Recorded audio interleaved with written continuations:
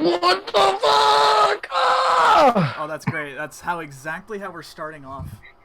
Yo. As soon as anyone hears that, that's all they're going to hear at first. At least it's not me. Beautiful. At least it's not me. Yo.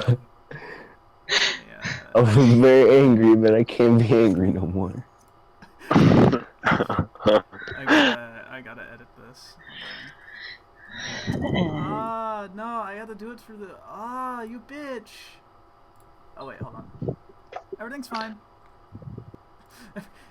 Is it though? Registered trademark of the OR group. I'm suing you, OR group. What? It says Roll20 is a registered trademark of the OR group. I mean, it is. But... I'm gonna find you. Get your picture.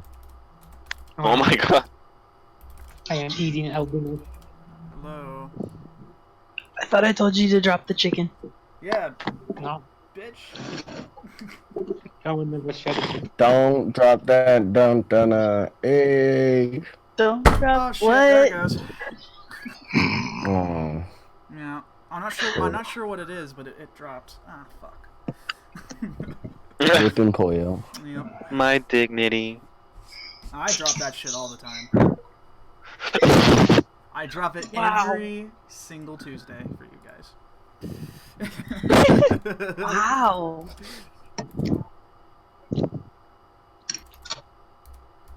It's a ritual to summon the god of chicken dropping. Yep. Ritual to summon chicken.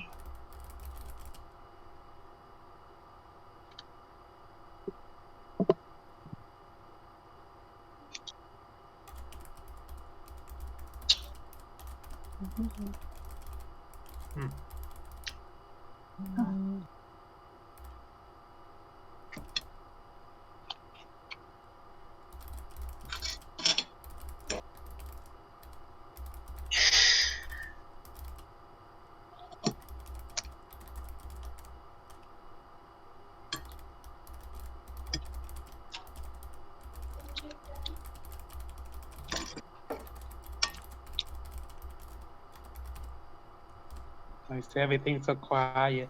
Because I'm concentrated on getting this set up, I forgot to change it from session 25 to 26, and of course the name as well too.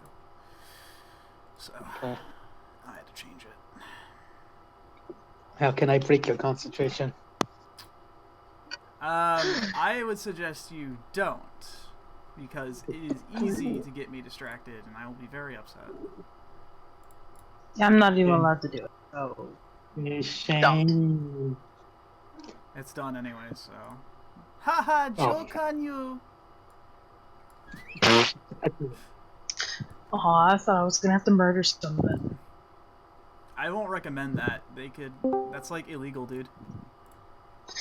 Oh! That is a bannable offense. It's our boy. It is him. It's our boy. It's me. It's him. Oh. Okay. Watch so out! everyone's Watch here. out for flying table. Okay, everyone's here, so we're gonna rush into this like our Bahamut bros. So welcome back, Seekers, and welcome back, friendos of the channel. We are here to do session 26. I believe I said I put that on there as 26, known as Treasure Hunt. We'll find out the reason for that name later. For now, we still have some unresolved things to take care of. Because last week, the Bahamut brothers had a bit of an interesting dream that they had to, they didn't really figure out. It take time to figure it out too much. It's one of those, weird dreams that they get. But Dad decided it would be a good idea to have them go out, maybe get their minds off of it a little bit. Moores wasn't really too thrilled about the idea, and Bilge just sort of ate his way through the food court in this outlet mall. And now they find themselves in a bit of a pickle with a mysterious looking man in a half gas mask, and he is just going around murdering people. he summoned these little blood motes that seem to act on their own as well too. And the last thing he said before the session ended was, "Finally." Who is ever breathing on their mic needs to pull that away from me. Okay. Appreciate it. Thank you. All right. So, Bahamut Brothers, you're good to go, right? Okay, maybe not. Guys, gentlemen. Oh, yeah. Okay.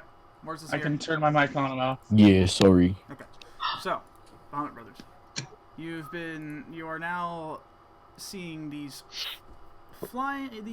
floating orbs seemingly made out of blood, and you've seen one sort of spike outwards and strike a poor citizen. No chance at all surviving. I laughed. And I laughed at that. yeah, I know you laughed at that. And this guy, who I will go ahead and put in the thing for you here, so you can see what he looks like. I'll try to describe it the best I can. So he is he looks human, although what's very different in terms of his appearance is that he has this blood red crystalline arms of some sort, almost seemingly made of the same material that these motes are too. He also has these blood red tips in his hair as well too. A half gas mask with these crimson eyes just sort of staring you guys down. He just looks kind of unruly and pretty aggressive. You can see that like he's got like bags underneath his eyes. Just seems got a little bit of the crazy eyes going on. And he's just staring down at you guys. What do you do? Well, we're gonna have to kick his ass. I mean, Can I click my boots and say, "There's no place like home, no place like home, no place like home." if you leave me, I will find you and kill you. Hold on, what did you say, Boris? It said, if you leave me, I will find you and kill you. You gonna kill your Bahamut brother? And I flex my arms. The guy. Oh, also the other thing too is that this guy has some sort of strap that's covering his right eye as well too. And, Edgy. Yeah. He is. He's a big edgy boy. But in all seriousness, can I actually click my boots together? Yeah. You now have the effect of blur for 1 minute. And he's just staring you guys down, kind of like looking to see what you're going to do next. Before He's we killing do anything, people. I'm gonna ask him, what are you doing here? Why are you killing people?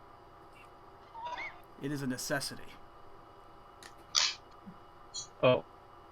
That's it? I'm killing them for fun? No, but that does sound like it could be fun. You know what sounds more fun? And I summon a bilge hammer. He sort of looks at you Yeah. and he sees you flick your wrist, and the flash of light, the bilge hammer appears in your hand, and he says, "Oh yeah, that does sound like fun." And he reaches his hand outwards towards the dead body that he just pierced with the blood mote, and you could see just like sort of blood forming and pooling around, and then suddenly it just sort of comes over to him, and it forms into this big, huge great axe as well too, becoming crystallized. That's pretty cool. Yeah, leave him. That was They're kind dead. of cool. Shit. Yeah. Bilge. But no, back to the ass whooping in our rage. Okay. Back to the asshole. I decided not to. I'm going to, Well, okay. go ahead. Real quick, he says, "I decided not to attack you last time, but now we're gonna have ourselves a little bit of fun. Strictly business." Were you scared? You must have been scared. He steps forward. No such thing. And I start running up to get him. Okay. Wait, how roll far? for- I honestly can't tell. You were definitely within range. You were like, you're 15 feet away. Everybody roll for initiative here. We're gonna get into this. Alrighty. Everyone. Everyone who's here. You guys are just gonna have to sort of sit back and. Where's the thingy? It does here. Yay. Okay, hang on. Let me, Oh, I would pop out my shield, but no. Let's see. Blood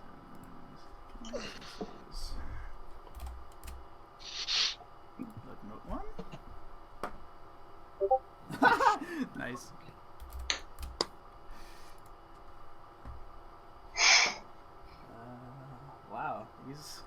Wow, these guys are not too good. Not too good. Hold on, I need my book.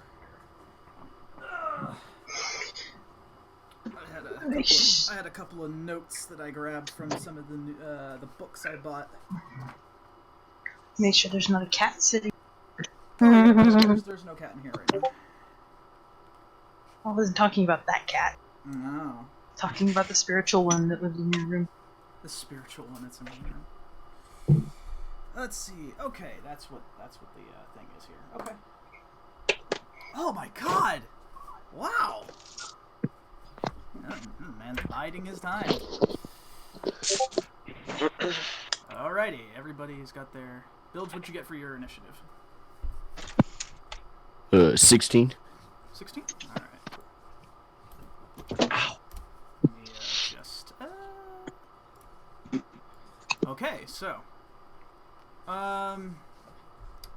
This thing has higher dexterity than you, so it's gonna go first. Okay, guys, are you ready to roll? I am ready to kill. Alright, let's go. Alright, Moors, you are up first. How shall you go about this? I'm going to, go up to him. Okay. So, and I'm going to go to attack. Okay. His life points directly. His life points directly? Sure, go for it. That's a 18. 18 to hit? Yeah. Ooh, that's right on the money. Your whole damage. Woo. And I'm also making it all divine. Divine smitage. It's being smited. Smited. That is 9 and 6. It's 15. 15 damage? Yeah. Okay. Let's see. I learned a new trick here, so this will make things easier. Whoa, no I didn't. Apparently not, because apparently, doesn't want to do that. Alright, so I gotta do it the old-fashioned way. Give me a second. 15. Okay, cool. So, yeah, he definitely takes the brunt of that damage. And, he's still standing, though. Like, you're just getting started. Good, I'd hope. Yep. I'm gonna go for another. Go for another swing. That's a 19. 19 hit. Yep, that hits. Yeah. No damage. He's being smited too. Okay, I'm spending another smite. 5 and 5. I can smite whenever the hell I want. Yeah, no, I'm expending another smite. 5 and 5. And a 1. 11. 11. Very good. Yep. Another strong, heavy-handed swing coming from you, Moors, as the radiance just sort of gleams off Arendite and slices straight through him, and you can see that, like, the holy radiance from it sort of, like, smoking off his body a bit. And he just sort of, like, looks away in pain for a minute and then just looks back at you. It's like, really? Yeah, really. Alright. And then I have a bonus. You do have I bonuses. just get this thing to come up. Piece of shit. Shane, did you Bahamut bro proof this guy for the fight? No. No. no. He's gonna get. No, he's just, he's just a really hardy boy. I'm using Vow of Enmity on him. Okay. Vow of an enemy. An enemy. Use a bitch and I'm gonna kill you! Oh, And man. then Let me look. Let me see Your what voice this is does. gonna. As a bonus action, I utter a Vow of Enmity against a creature I can see within 10 feet of me. Yep. I gain advantage on all attack rolls against the creature for a minute, or until he drops to 0, Okay, or falls so unconscious. for 10 rounds. Okay, cool. Yeah. Keep that in mind. All right, yeah. Just kind of scoffs at you about that, but you can tell that your vow of an enemy worked. No. An enemy. An Yeah, enemy. There you go. All right. That'll be the end of that. Oh, well, hentai. Okay. Yeah, so this blood mote's going to sort of float its way on over to you.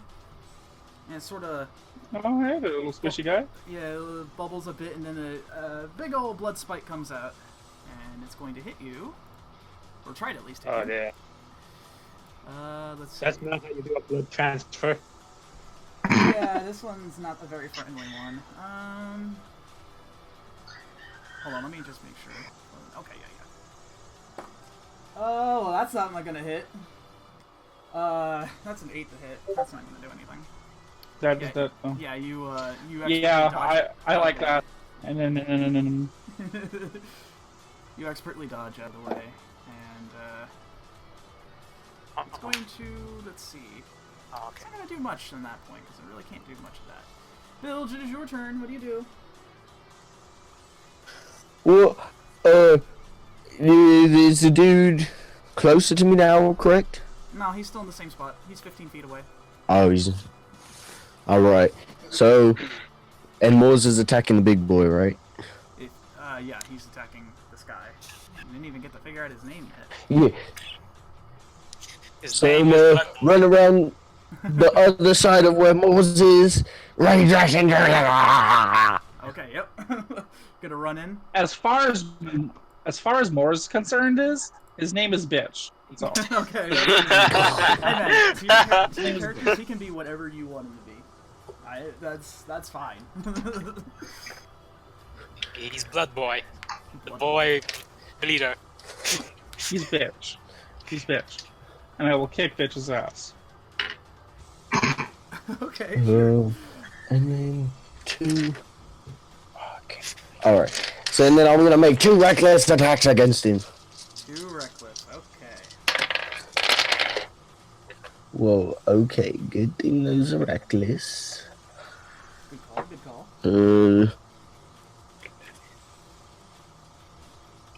First one's a 19, the second one's a 22. Yep, both of those hit. Yeah. Good call.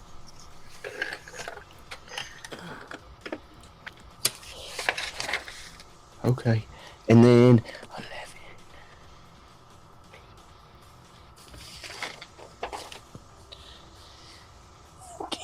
25 total between both of them. Nice. Damn. Those are some hearty slappage. So, yeah, you run in. Hulk smash. You are pissed. And when you rage, Bilge, as you go in, you sort of you're kind of doing your normal thing for a minute. However, when you end your turn, please let me know. Oh, I end my turn. Okay.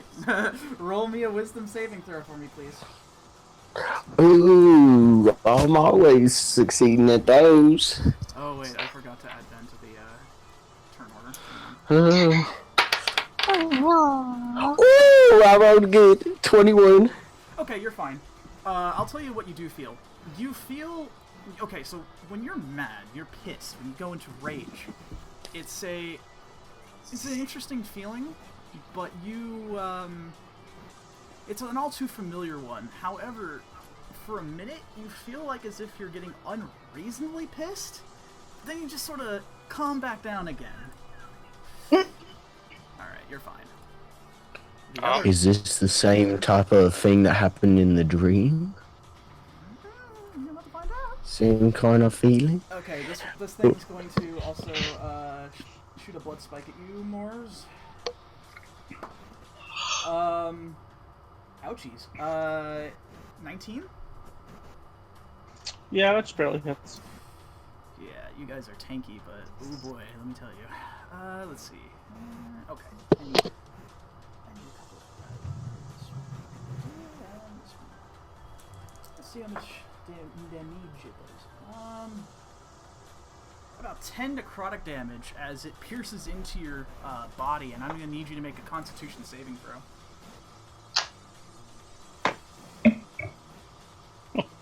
Me. What'd you roll? I rolled an 11. Oh. That definitely doesn't happen. That definitely doesn't help. Good try. But, so after it sort of pierces into you and the spike recedes back into the spherical form, you don't feel so good. You now have disadvantage in all your attack rolls for about a minute. Wait, does that mean it just cancels it out? Yep. Oof. Wow. Oh no. Bilge, I'm not feeling so good. Oh no. Alright, it's its turn. My Bahamut brother. Let's see. Ven. No dust. Ven already has her book set out and ready to go. She's going to cast something to try to help. Cast one shot this fucker. Unfortunately, she does not have that ability. I'm pretty certain clerics could probably get power word death or something. Let's see. I'm Sure, scared. anybody can do it. My what's daughter the can do word? it. She uses power word kill on me all the time. Okay, I'll tell you what she does. Wow. Ven will cast Spiritual Weapon out, and it's going to take the form of a Radiant Lance by your side. Ooh. Yeah, Tiny. big It's glowing. spectral floating lance that is shining very brightly. You guys kind of recognize what it looks like too. It kind of looks like it from the armory, but like a little more fancy. She's a little more creative. Okay. Spectral range. That's in 60 feet, so she's going to cast it over here. I need a sword. I need a sword. Just a little thing that I can use. Lance, I don't know. I'll just choose a sword for now, just so that I can use that as a placeholder.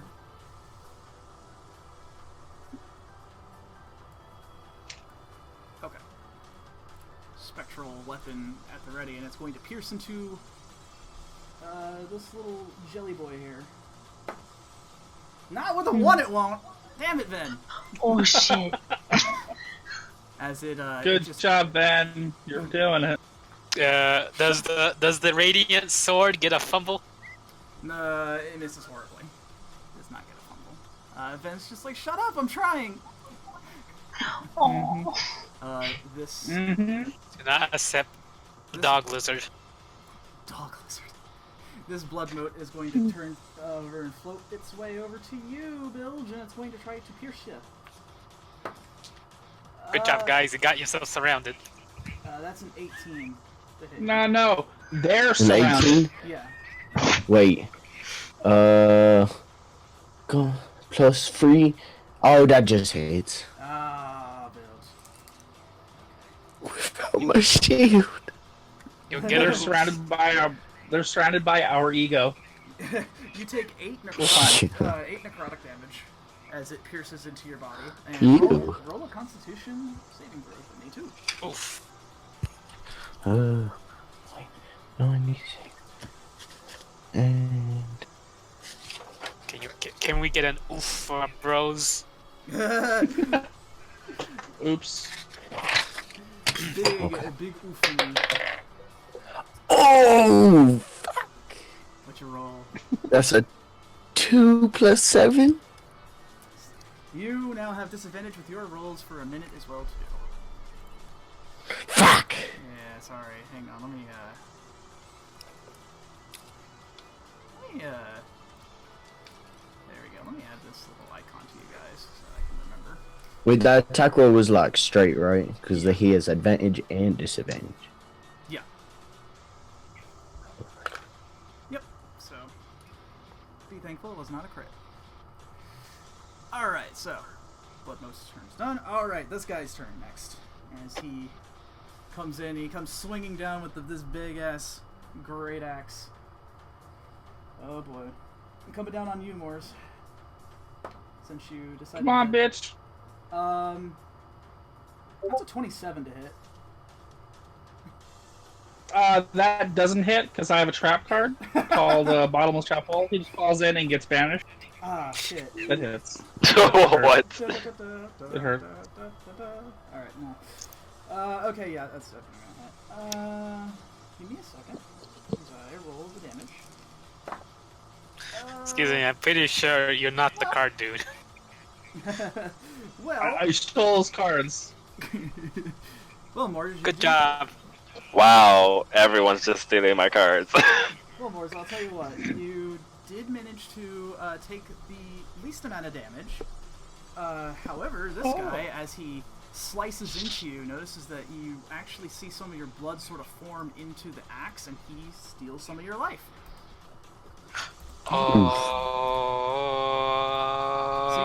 He's draining your life force. Yeah, so he takes he takes out on you 4 slashing damage and 6 necrotic. I think my cat wants it. Go get your cat. And that's only the first attack, Mors, I'm sorry. Uh-oh, here comes the fumble chart. What do we got? You rolled on that one. Be thankful. Okay, he just horribly misses. As you see that coming.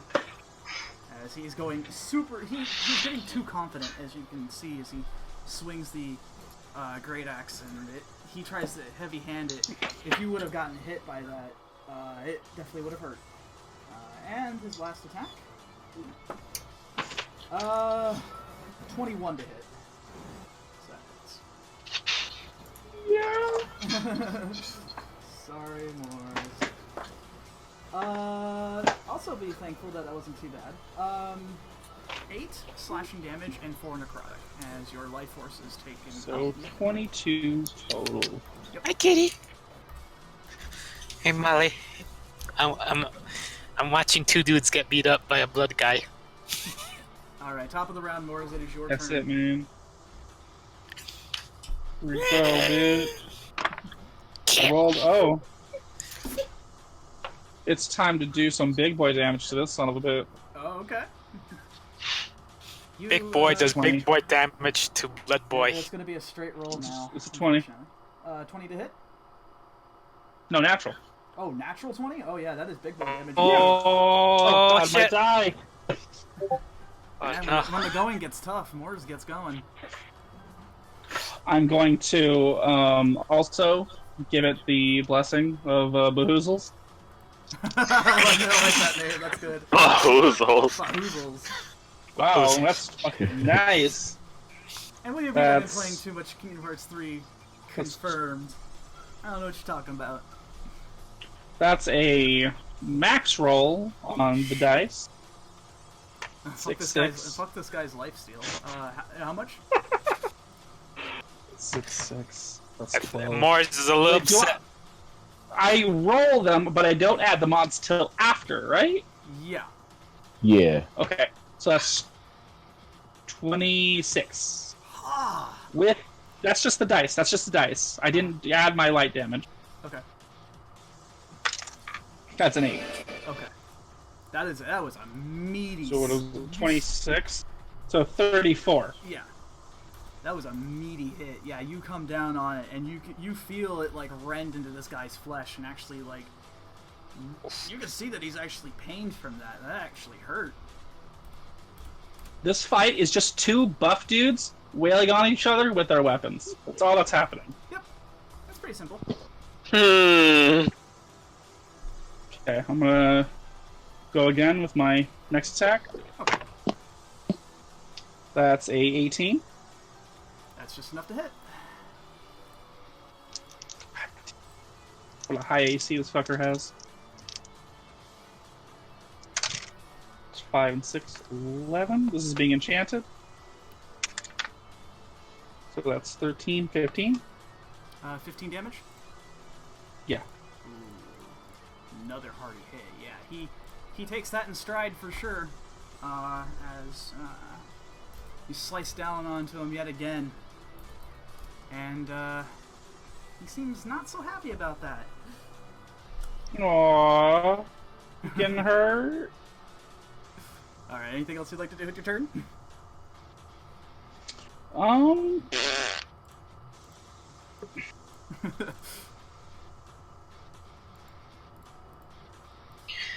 know if there's anything else. That is all I am going to do. Yes. Okie dokie then. This Blood Mote is going to pierce at you, Moors, because it saw you do that. And No! you are now generating threat. I have my tank stance on, I have my combos. We're Oh doing no, it. that's a nat 22. Oh! This Blood Mote was like, no, my friend! My friend! How could you do him like that? Alright, let's see. Oh, Jesus. Yeah, I hope you guys know the mechanics to this, because it would be a shame if you had to wipe. Let's see. Don't wipe. We wipe at our character arc? That is just That shit! Could you imagine? Damn. For your character arc? Is this like a Russian character arc? Yeah, right? How much are you guys gonna suffer? Okay, that's so far not bad. Oh, okay, never mind. You take 21 necrotic damage as it pierces into you straight through your chest and rips straight out. Roll another Constitution save. ow. That sounds painful. That's a 15. Okay, you're. No, 17. Okay, 17. You're fine. It does not reset the timer for your for. And that was 21, right? Yeah, 21 necrotic damage. Okay. Bilge, it is your turn. Motherfucker. Build. Alright, so I'm still on the big guy, right? If you want to be, sure. You're kind of surrounded. Yeah. Oh wait, my attacks are... So I'm gonna make them reckless to even out the disadvantage. Okay.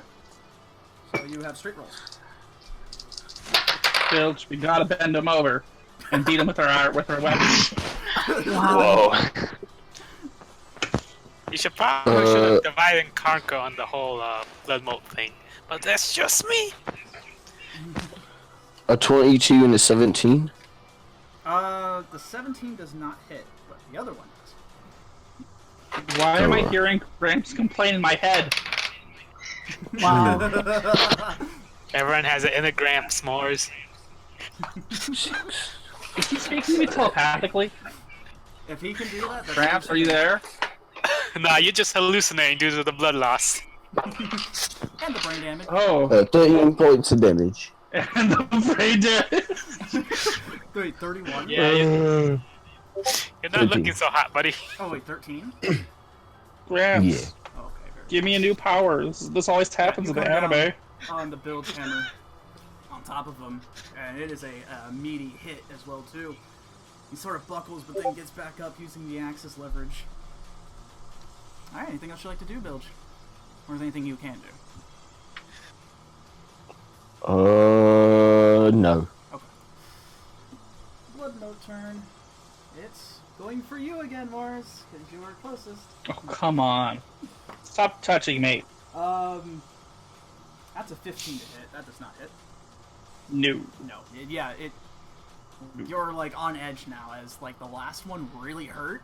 So you know this thing's coming at you, and it skewers forward and whoop, it misses. Swing and a miss.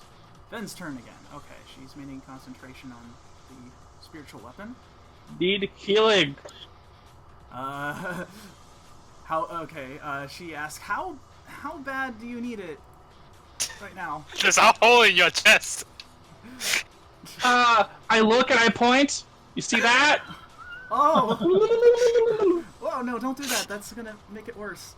I think I have like AIDS too or something. I don't know. What the fuck? AIDS.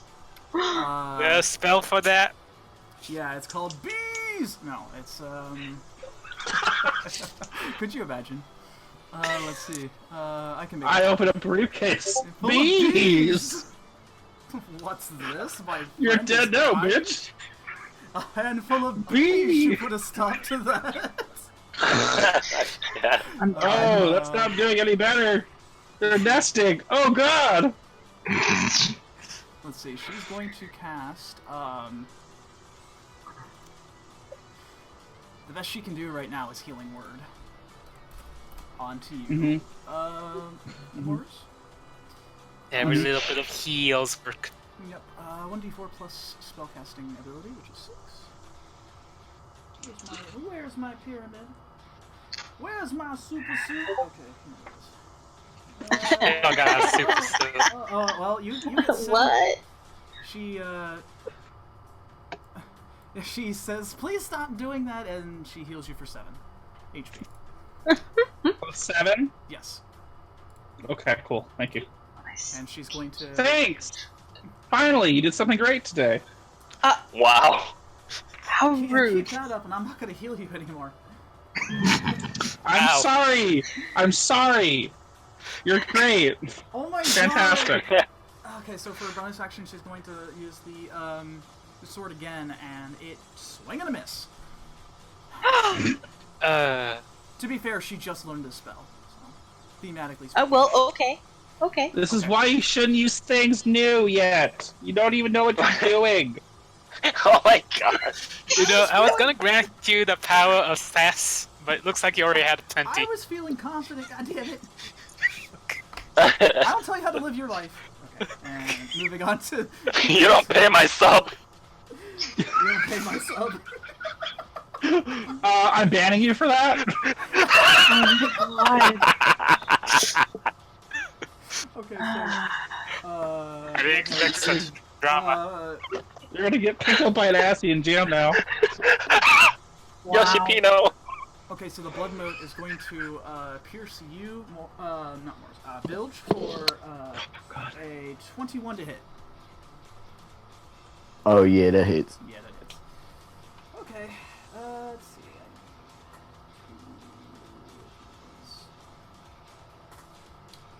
Two of these, I said. Oh wait, no, that's not the same. One of these things is not like the other. One of these things is dead. Yeah! Yay. Hopefully not you guys. Okay, Don't 8 points die. of necrotic damage as it pierces into your body, and roll another Constitution saving throw. Jesus. Right. And all this necrotic damage is halved because I'm raging, correct? Yes. Yeah, it's just And that's Constitution. it's just straight up harm. So yeah, basically. 19 Constitution. Okay, you're fine. The poison counter does not reset. A Okay, so this guy gonna go again, and big, heavy-handed swing at you, Moors, because you are looking like a tasty target. Not with that roll. Or anything. That's like an 8 to hit. That was a really weak one. You block the axe as it comes to you.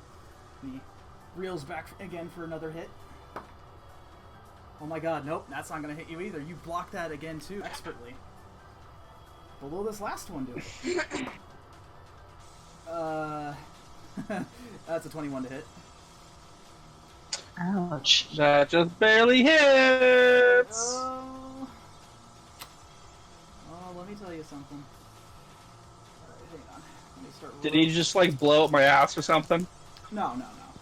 What? If that would have been the case, you would have heard natural 20 and the following words of "I hope you're a praying man." Well, I'm you're paladin. Bahamut Road. Yeah, you are. So you got one thing down, right? Let's see. Okay, so 5 points of necrotic and 15 points of slashing damage as he comes down on you. Christ! Yeah, that definitely. Okay, wait, what was that? That was like 20 total? Oops, I done goofed that one. Yeah, so that was like yes, 20 total. My booty is devastated. Oof. Hmm. Booty is indeed devastated. Let me see something. Is there anything else he can do? I'd like to phone a friend. I should like to phone a friend. Yeah, in the middle of the fight, I'm gonna pull out the phone and I'm gonna call some random number. What's the answer to this? There's this big dude with some blood thing and keeps hitting me. Okay, It kind of hurts. He's going to actually. Looks like he's like steadying himself, and you can see that part of his wounds that you've caused are now starting to close up. All right. If he bleeds, isn't he just more powerful? Maybe. Okay, back at the. Back. I mean, he is pretty much a blood man, sir. Pretty sure making them bleed just kind of gives them the video game equivalent of turning red. It is indeed revitalizing. That's a normal. That's a normal 20. Just a normal. Dirty 20. You know, Yep, that hits. no crits involved. This is being divined. Being divined. Okay. Yeah. That is 15 total. Wait. Yeah, wait. Wait, no, I didn't add the number. That is Did you set the wall? 17 total. 17. Okay. Give me 1 second. Okay. Yep. That does a very sizable amount of damage as you see those wounds closing up, and you decide to open them right back in again. Go ahead and attack again. That's a 19.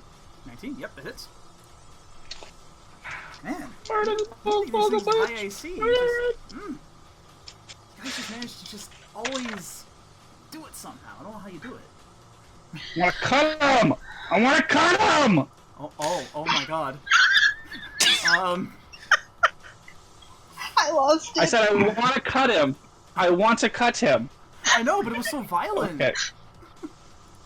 I know, but I mean, Jesus. look at him. He's trying to hurt me. He's trying to hurt me.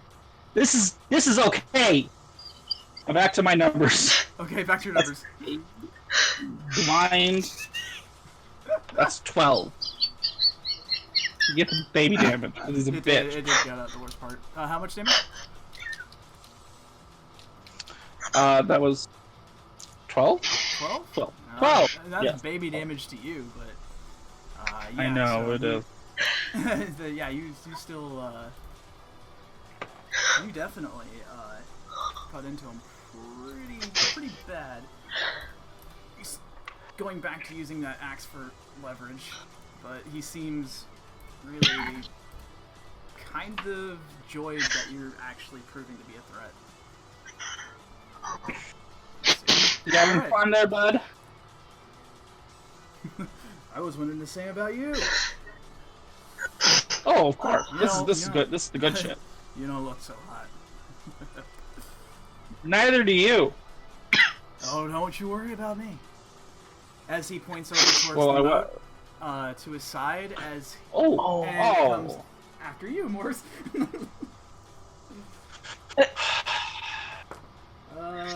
That's okay though. It's a that is a 15 to hit. You're fine. That's it. Sprints forward and you Didn't block it hit. with the sword. Good job. Bilge, it is your turn. Bilge! Huge. I'm running. I was downstairs getting snacks. Oh my god! should have got it up before we started. The snack run Okay. of the barbarian. Alright, so the disadvantage curse, like, constitution thing is over, right? It's still got another round. Wait, what? If I did that correctly. No, actually, no, you're right. It is now over. So you're okay.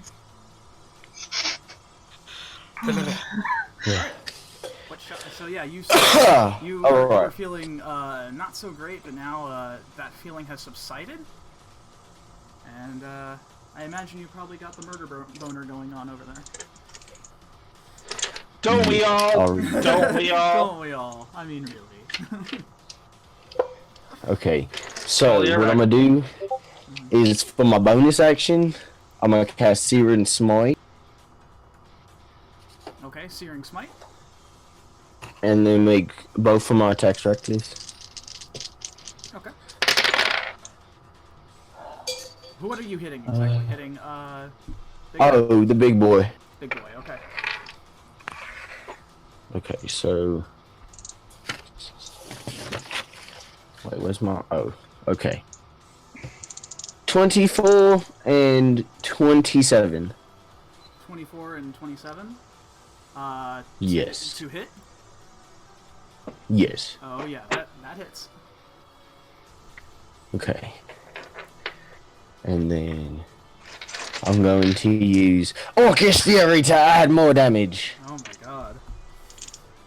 You guys are just going Okay. all out. Yeah, So that's Bill, things kinda had to go... say this is my swamp. This is my swamp! For God's sake. Alright, alright. It's real good and real bad. Okay. 8, 14, 29, 33. Yeah, 33 points, and like 5 of that is fire. Okay. That is very sizable. That is a big boy hit if I ever saw one. Okay, you could describe to me how you're going about this. I don't want to keep describing what you guys. Oh, I killed him. No. Oh, No. Just you know, I'm always describing what you guys are doing. So sometimes I like for you guys to tell me how you're doing something, or where do you hit, and how are you fighting and stuff like that. oh. For the first one, can I like hit him in the gut with like the back of the hammer, and then when he's over, I'm gonna use the smite and the big hit and just uppercut him. Okay. So when you do with the hit to the gut, when you do that, it feels like you're hitting a brick wall, Bilge. It's like that is a really hard surface, but he doubles over because you are strong as fuck, anyways. And then you come up with the uppercut, and it kind of somewhat damages the gas mask that he has on, and you sort of see like this red mist kind of come out of it. Are you doing drugs? No. Alright, so this Morris, he's doing drugs. You have to teach him that drug 101. So this is what happens. This is what's going on.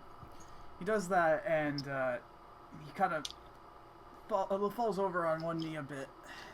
He tries to hold up the gas mask as it's broken up, and you can actually see that's like it's not doing. He's not doing so well because of that.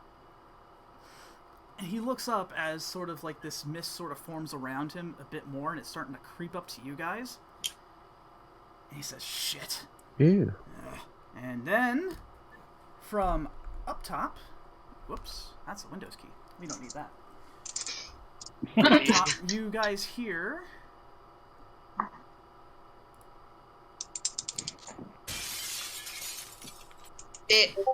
the sounds of breaking glass as it starts to rain down on you. You guys look up, and you see a bunch of heavily armed figures, very similar to what you guys encountered beforehand. Oh, god damn it. Coming down. Oh, jeez. Oh no, that's a lot. What the fuck? And It's an orgy. you see this guy, you see as they come down on, rappelling downwards towards the floor, you see that the man that you were fighting before earlier looked extremely panicked. And then he looks to you specifically, well, actually not specifically, just more like just to you two. And he says, "This isn't over yet." And he actually sort of forms in this puddle of blood. Yeah. And he is just gone at that point. Ah, fuck. Oh. And you see these guys, they're all pointing their firearms towards you. And Ven's like, well, shit. First, well safe. And, Hey, however, man, I think Wait, you can might someone want to screenshot leave. it? however, you hear what sounds like, footsteps running from behind, and suddenly more pools of that blood form. However, they are much different looking, as one suddenly appears here. Whoa. And another one here. And finally, Oh, fuck. another one here. Oh. And Wait, where? with that, you also hear a person coming by, and you guys can roll perception check to see if you guys are perceptive of this, or if you guys are just staring at the big guys with guns at you. AKA, are you being smart? Or are you just Perception. kind of being ED with Ah. Oh. 7. Oh dear. Oh, Bill. I rolled 15. 15? Okay. Bills, you are sort of in the zone. You still have these blood moat things sort of floating around you. And these guys with guns pointing, just got laser sights all over you at this point. And you are like, oh, it is go time. However, Moors, you do hear from behind another figure. You look behind and you see a man sort of similar in the way that the other guy looked. Gas mask, everything. And he says, "You need to come with me if you want to live." And Ven just looks over and says, "Yep, I'm good with that." Run, little fan, run. You guys have you guys have one reaction before shit goes down. What do you do? Bill, do we What? kick some ass and die like men, or do we run away like babies?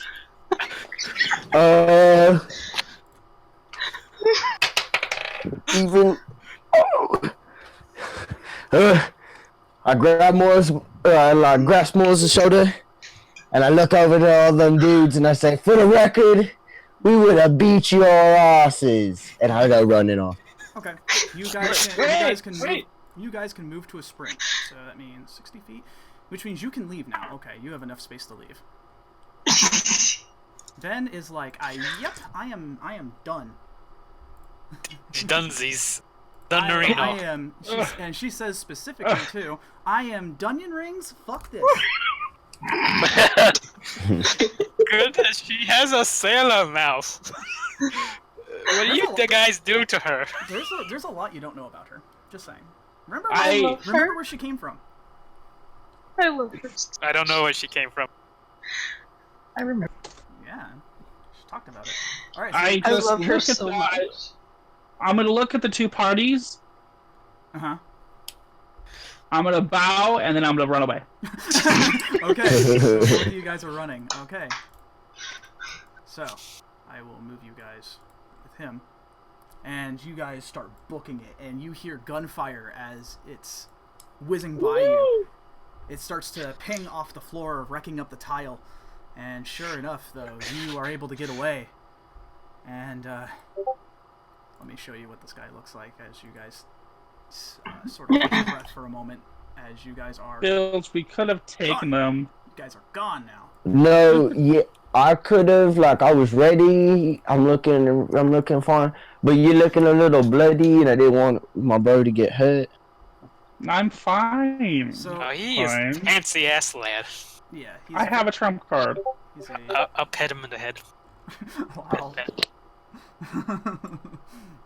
So yeah, He gets my approval. you do hear more of the guys sort of yelling out, "Don't let him get away!" But however, you guys managed to find a hiding spot, and you completely lost them at this point. And the man sort of gives a sigh of relief, and he says, "Oh, I'm so glad I got here on time." And he looks to So, you. who the fuck are you? Yeah, I point the bill cham at him. Who are you? Well, hold on now. We don't need to be aggressive. And Be nice. Yeah, we do. he looks over the past the corner to see if the more of them are coming. He says, "My name is Zachary Caldwell. I am, well, at least here for that man you encountered earlier. Mm-hmm. You know, Mhm. the guy who can control blood. You know him." Yeah, We were beating him up. We fucked him up, and he had to Go run figure. away. He sort of He ran away shakes- like a sissy. He just shakes his head. So, go figure. Ran away like a sissy. Well, running like a quote-unquote sissy is one thing. He's aggressive and very violent, but smart. He knows when he's done. Did any of you get pierced with that blood, by the way? I did. Well, Oh, yeah, I think so. Oh, I think I have like AIDS now. I would not say it's AIDS, but it's, well, I'm starting to wonder if that might be more merciful. Advanced. Oh. Advanced AIDS. Ben's like, Well, I'm very confused. Ben's like, okay, I want some damn answers because none of this makes any damn sense. What is going Yeah, on here? actually, what the lizard said. Answers. Yeah, now. why you look like Or that ass guy? beaten. Exactly. He looks past the corner again, keeping an eye out. He goes back and says, "All right, I understand that you have questions about you, and I can answer them, but we need to leave here. We need to get away." Well, with you, we didn't even know you. Would you rather take your chances with them or me? Well, Take my chances alone. yeah. Listen, I'm giving you a chance to get away from these people. Those are, and he looks back over. He says, "Oh, God damn it, they're Hightower, aren't they?" Oh, What, you know them? yeah, who Okay. you working for then? I work for myself. There's no reason. Can I make for an me inside check? Yeah, go ahead. He says, "I have no want or need to work with them. They are incredibly immoral." Oh, for the most useless thing. Nat 20? Natural 20.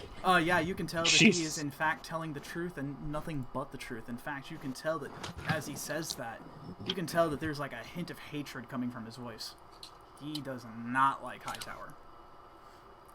I mean, Okay. who really does at this point? Yeah. And, The bitches. He says, "Listen, like I said, I know you have questions, but I cannot answer them here. It's too dangerous. Okay. Besides, Go. I need to make sure that you didn't get contaminated." Well, I was feeling a little funny back there. I think I'm congratulated. I'm not going to try to decipher. congratulated. that. Are you sure it didn't hit you in the head? And he looks to you, Midge. Oh No, no, no. you see something? No. He's just stupid. Oh, He's just stupid. What? okay. Okay, I understand. Filch, It is a brain. Filch, it is a Filch, brain you gotta cast. admit, you aren't the brightest. You aren't the brightest. I see. I'm not stupid. Oh, Lord. Then does the signature pinching the bridge between her nose and her eyes, It's like, okay, we'll talk about that later. Okay. For now, let's get So, our special where boys are we here going? out of here. And Zach sort of looks at you and says, "All You right, leave him behind the sword. no, it's a spiritual weapon. It's poof, it's gone." Poof. And Zach says, "I have a lab nearby, out of many that I've kept around here for this specific purpose, to try to Mhm. find that man, and as well as work under the radar away from Hightower. I fear that they might have infiltrated the infrastructure somehow. They've been growing far too quick." He says, and he Okay. sort of beckons you guys, and he says, "Come on." And they have a Let's be very hasty. expendable army. You guys sort of somewhat begrudgingly follow him. You just sort of wind into a path nearby some woods of the from this outlet mall. It's a very similar site to where you guys went past the Canadian border to find Thomas, as there seems to be like a small facility inside these woods, very unassuming. However, he flips open a switch on the side, and it looks like a log cabin, but in fact, there's a lot more going on here than what you guys see. And he punches in a few numbers, and you see the door slide open, and he says, "This way." And he goes downstairs into this underground facility. I'll go listening after. Okay. Yeah, you don't even. It's the good thing you have dark vision, because it's really dark in here, and you probably would have missed the stairs. But you come in and you see the stairs, and Oh, you go down. Morju are following in with your Bahamut brother. Oh yeah, And, definitely, okay. Just want to make sure. definitely. So you guys make your way into this laboratory, and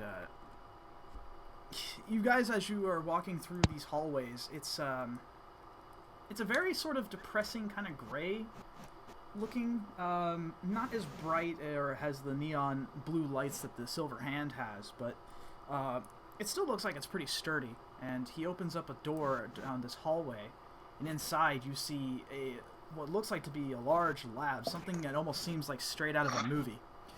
And there's beakers, test tubes, and chambers all over the place.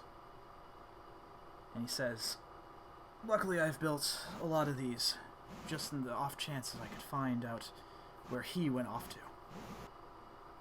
He is quite a danger to everyone around him." And, Wait, who is he exactly? oh, you don't know his name, of course. I'm getting ahead of myself. Now, we just started exchanging blows immediately. Wait, what's that? We just started exchanging blows immediately. Yes, Yeah. I notice you two seem either very defensive or just as aggressive as he is, and that kind of concerns me. But regardless, I'm glad that I was able to find somebody with some ability in order to fight him. And he grabs a clipboard nearby, and he starts flipping through some pages, and holds it towards you guys, and he says, "This is the subject that I was talking about." And Bilge, you can't read, but more as you see on the page, it is a... I'm like chewing on test beaker. and Ben is like slapping your leg, like, "Nope, stop, down." I hadn't seen who it was. It's not for chewing. And more as you see the name Carlos or Odira. And, Zachary pulls back the clipboard and looks at the data, and he says, "He is afflicted like I am." And then he panics for a second. He says, "Wait, did you manage to break that gas mask that he had on?" Yeah, Yeah. and then this dust came towards us. You didn't breathe it in, did you? Probably. Oh no. Probably. Yeah, it was kind of I like mean, it was right in everywhere. front of us. Yeah. You see, he and I share something in common, unfortunately. We have Gas mask. Well, that, yes. We need these in order to make sure that we don't infect anyone near us. We have a affliction known as the Crimson Curse. Oh. And it is both a blessing and, well, a curse at the same time. You see, he is able to form weapons and such out of his own blood or others. And I am able to do the same, but there is a choice that we made. He fell to the madness that the disease gives you. I decided to fight it. However, unfortunately, I have been afflicted, and I've been trying to find a cure ever since. Unfortunately, I am nowhere closer than I was 10 years ago. So we breed the damned. What the hell does that mean for us? It means... Yeah, we got this colored curse now too. You might. And he goes ahead and grabs a... Well, it's sort of odd device. You've never seen anything quite like it before. Something medical, you're certain. He says, I need to make sure that none of you have breathed it in. Because if that's the case, I fear for your lives, in fact. You don't need to fear for our lives. We're too cool. 5 school. Just like you see him, like, What the fuck? he, Wars, like, what the actual fuck? he says, are you sure you didn't get hit in the head during the confrontation? I feel like No, we're just No, really, yeah, I'm pretty sure. really stupid. We're just really stupid. Oh, it's a mental capacity. Yeah, what? Oh, okay. And he writes I'll down on be a, right he, back. he writes down on a note. Adios. He You have writes to down on a, go ahead. He writes down on a notepad and he says, low mental capacity. Okay. Anyways, let me go ahead and take a look here. You're wrong.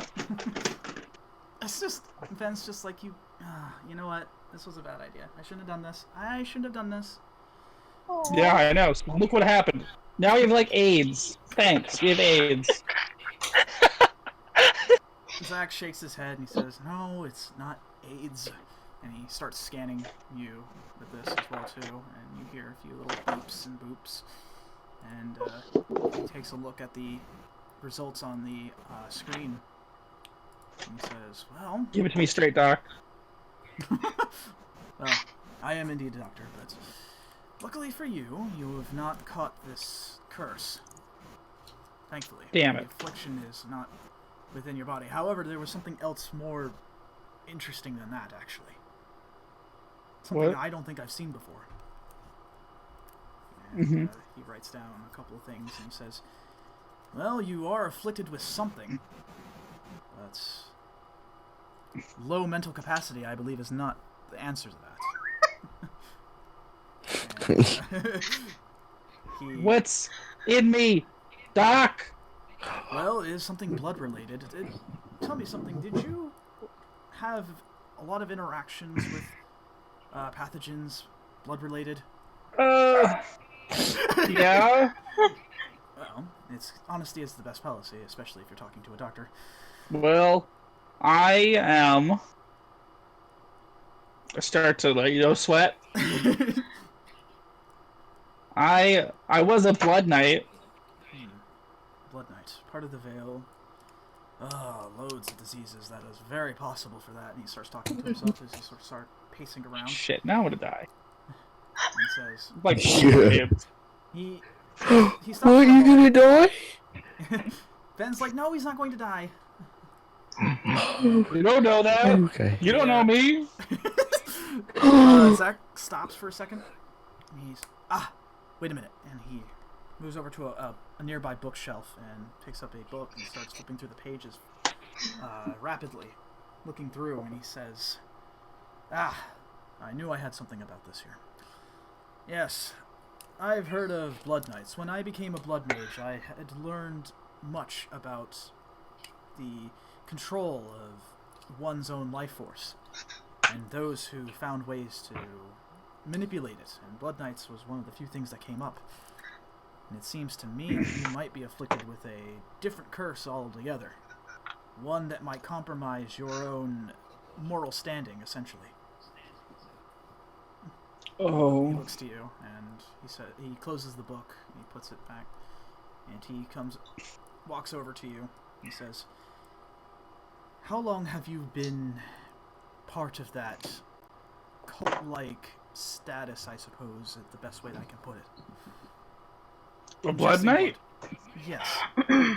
Oh, fuck.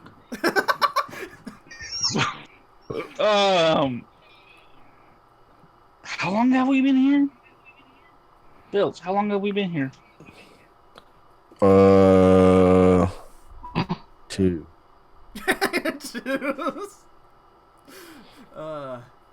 Okay, you're Can I dumb. lean Never over mind. to Ven? Then, Did how I long get it have we been right? here? Been here as in, like, in what relativity? What the hell do you think? Yeah. You mean part of, the group? Yeah. She stops for a second and says, it's been like about a couple of good months, been like 7 or 8 maybe? Okay. Shit. A long time. A long time. That would have sufficed, thank you. And Zach stops for a second. He leans on the desk a little more casually now. He says, "Listen, I don't know if this means anything, but when I ingest the liquid, I would go completely berserk. Yes, it has an adverse effect because of the... Well, it's a lot of components, both chemically and magically speaking, that causes a sort of blood frenzy. Very similar to the berserkers of Norse mythology, actually. Blood therapist. They're so cool.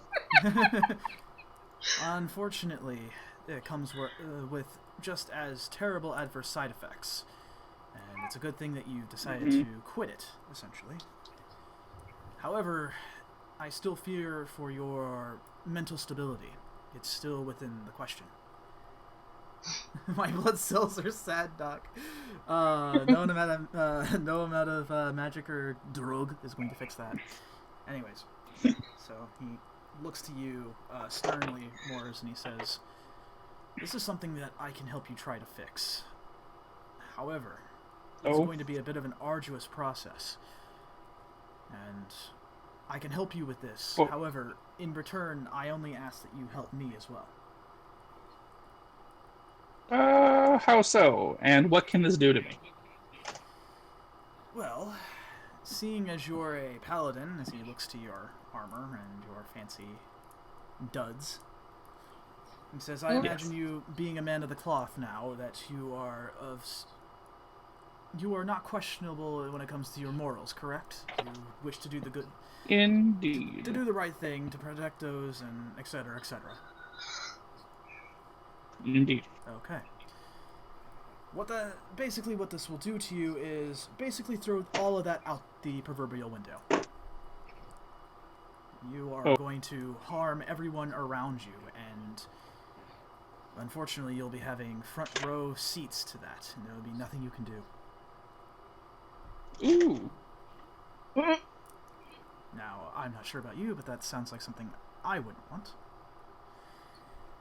You can help me around with the research around here, looking into the Crimson Curse, as this seems like you have an offset of it. At least that's what we theorize. Not to mention... I will assist. Good. I'm glad.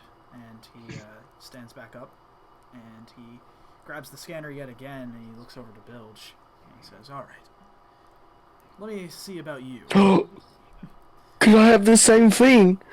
I spread my arms apart. Check, check, check. Okay, so he scans around, and more beeps and boops, and he looks at the screen, and he says, "Well, thankfully you're not afflicted with anything physical.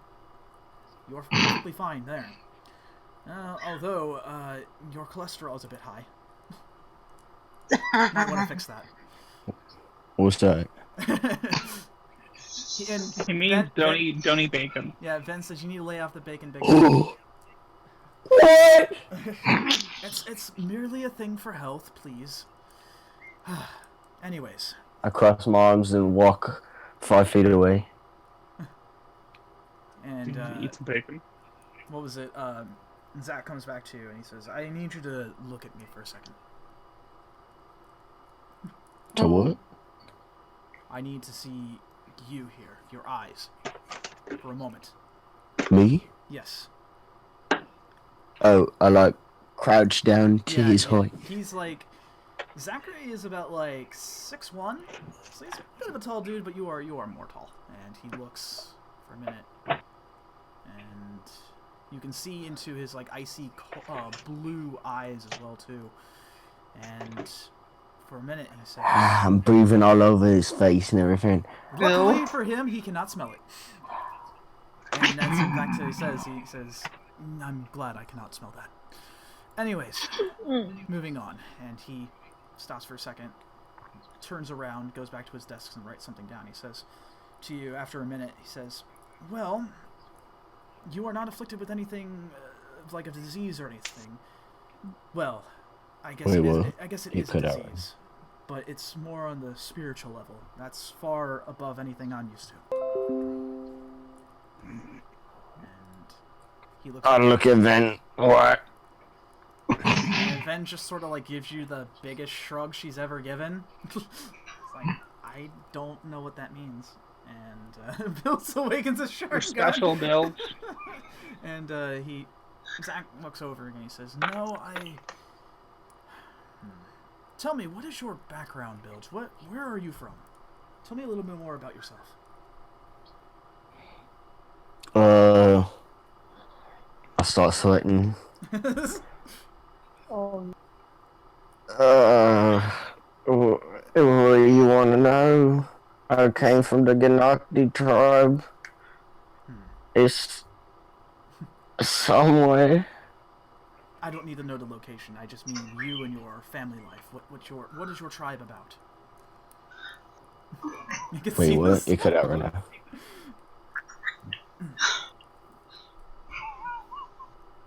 What you say? He said, I don't need to know about the more personal details. I just need to know more about you and your tribe. What did you do? What was your lifestyle like? Oh, well, like my mom, she was like the leader of the tribe, and she was part of all the birds, and they were like the wise ones that led us and guided us. And my dad, he was part of the bears, and he was part of the ones that protected everybody, beat everyone's ass when they came by. And I was a kid, and I was supposed to be like super smart like my mom and lead them, but that didn't go well. So my dad was like super disappointed, and I was like hated by everyone, mostly. Oh, I am terribly sorry to hear that. But I still guarded him. One day I wandered out because I saw a little bear cub, and I pointed out the scars on my chest. Oh, that's Yeah, Mama didn't like that one. that's quite understandable. One time we broke a boat over my head. That's why they call me Bilge Boulder.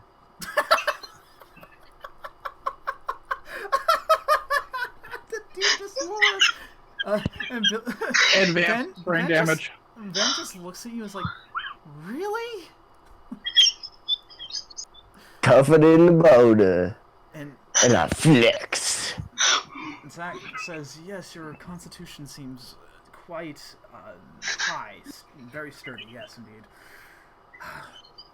Let me ask you something. Your tribe sounds basic, but had everything about them. They had their wits about them, but tell me something.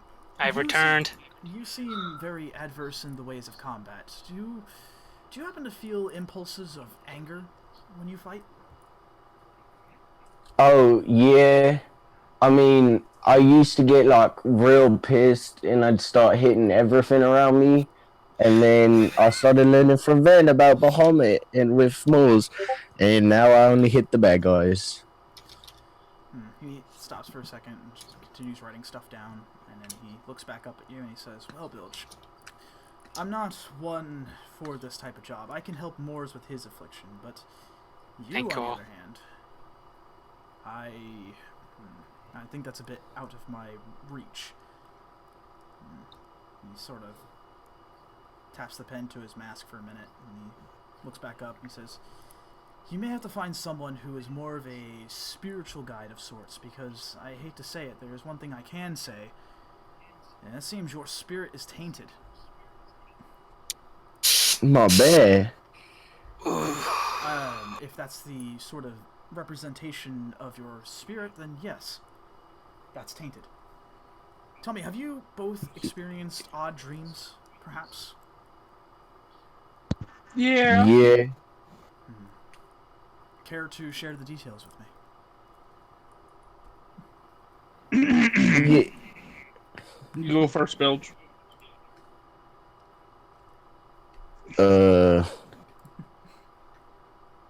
My mind is drawing a blank.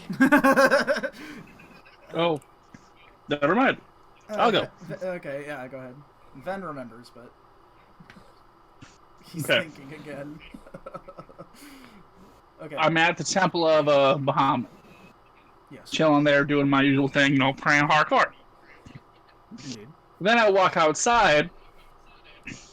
The whole city's on fire, and all these crispy critters are jumping on me, and I'm like, "Damn it, Kira! Damn it!"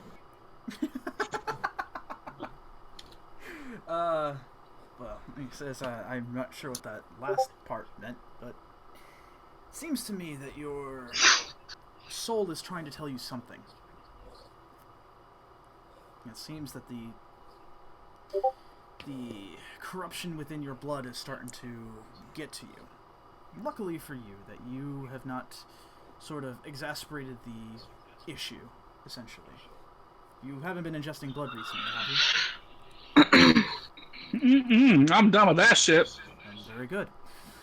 I'll tell you right now, that's it's okay. I'll let Ven explain, Bilge. Anyways, Zach says, this is just what I am interpreting as, but it seems that your soul is trying to tell you something very important.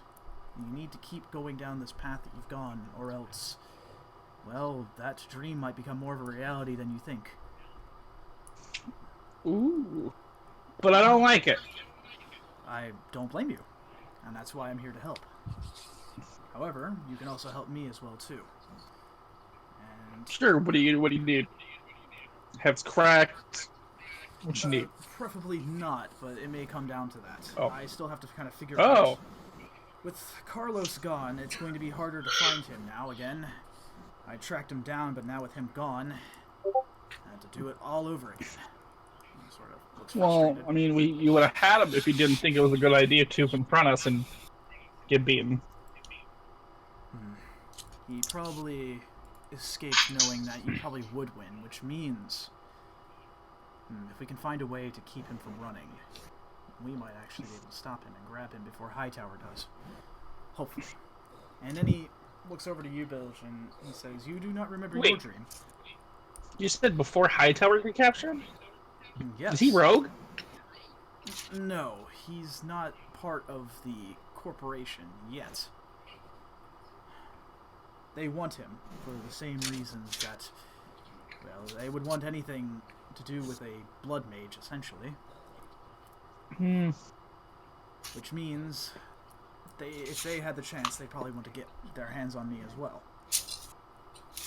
However... Oh, you need a bodyguard. I got you. You're safe, friend. Mostly.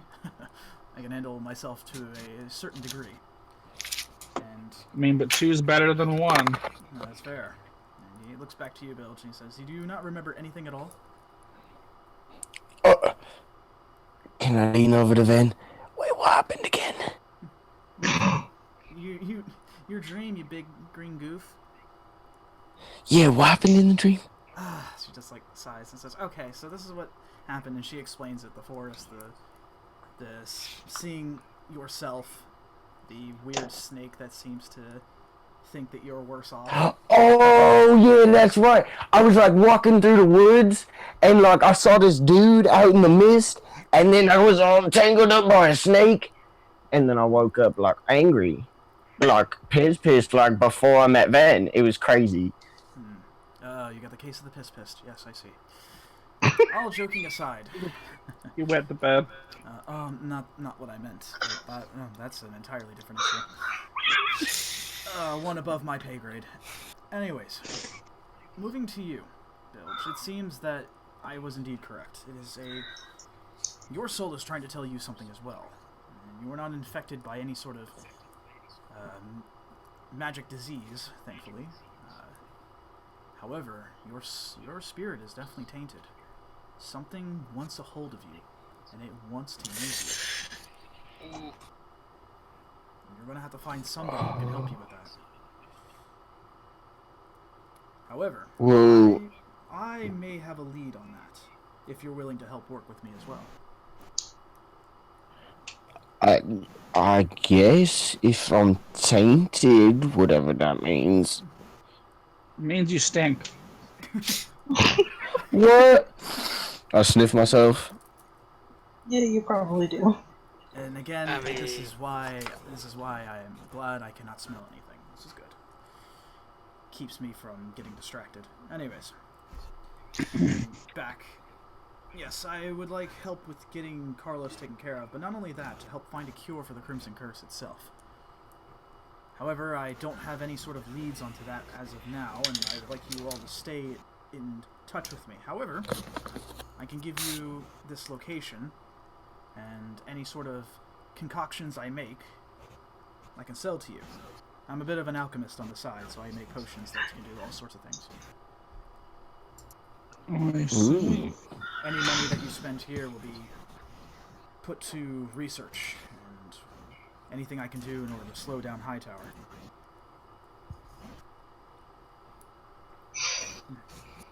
So, goes back to leaning on the desk and says, "So, do we have a deal then? Shall we help one another?" Sounds good to me. Yeah, I guess. And, okay, he says, he nods, and he says, "Very good. I'll keep in contact with you all then, whenever I find something interesting. Make sure that you're unassuming, though, out in the open. Hightower's always watching." So, I'm always ready to kick Hightower's ass.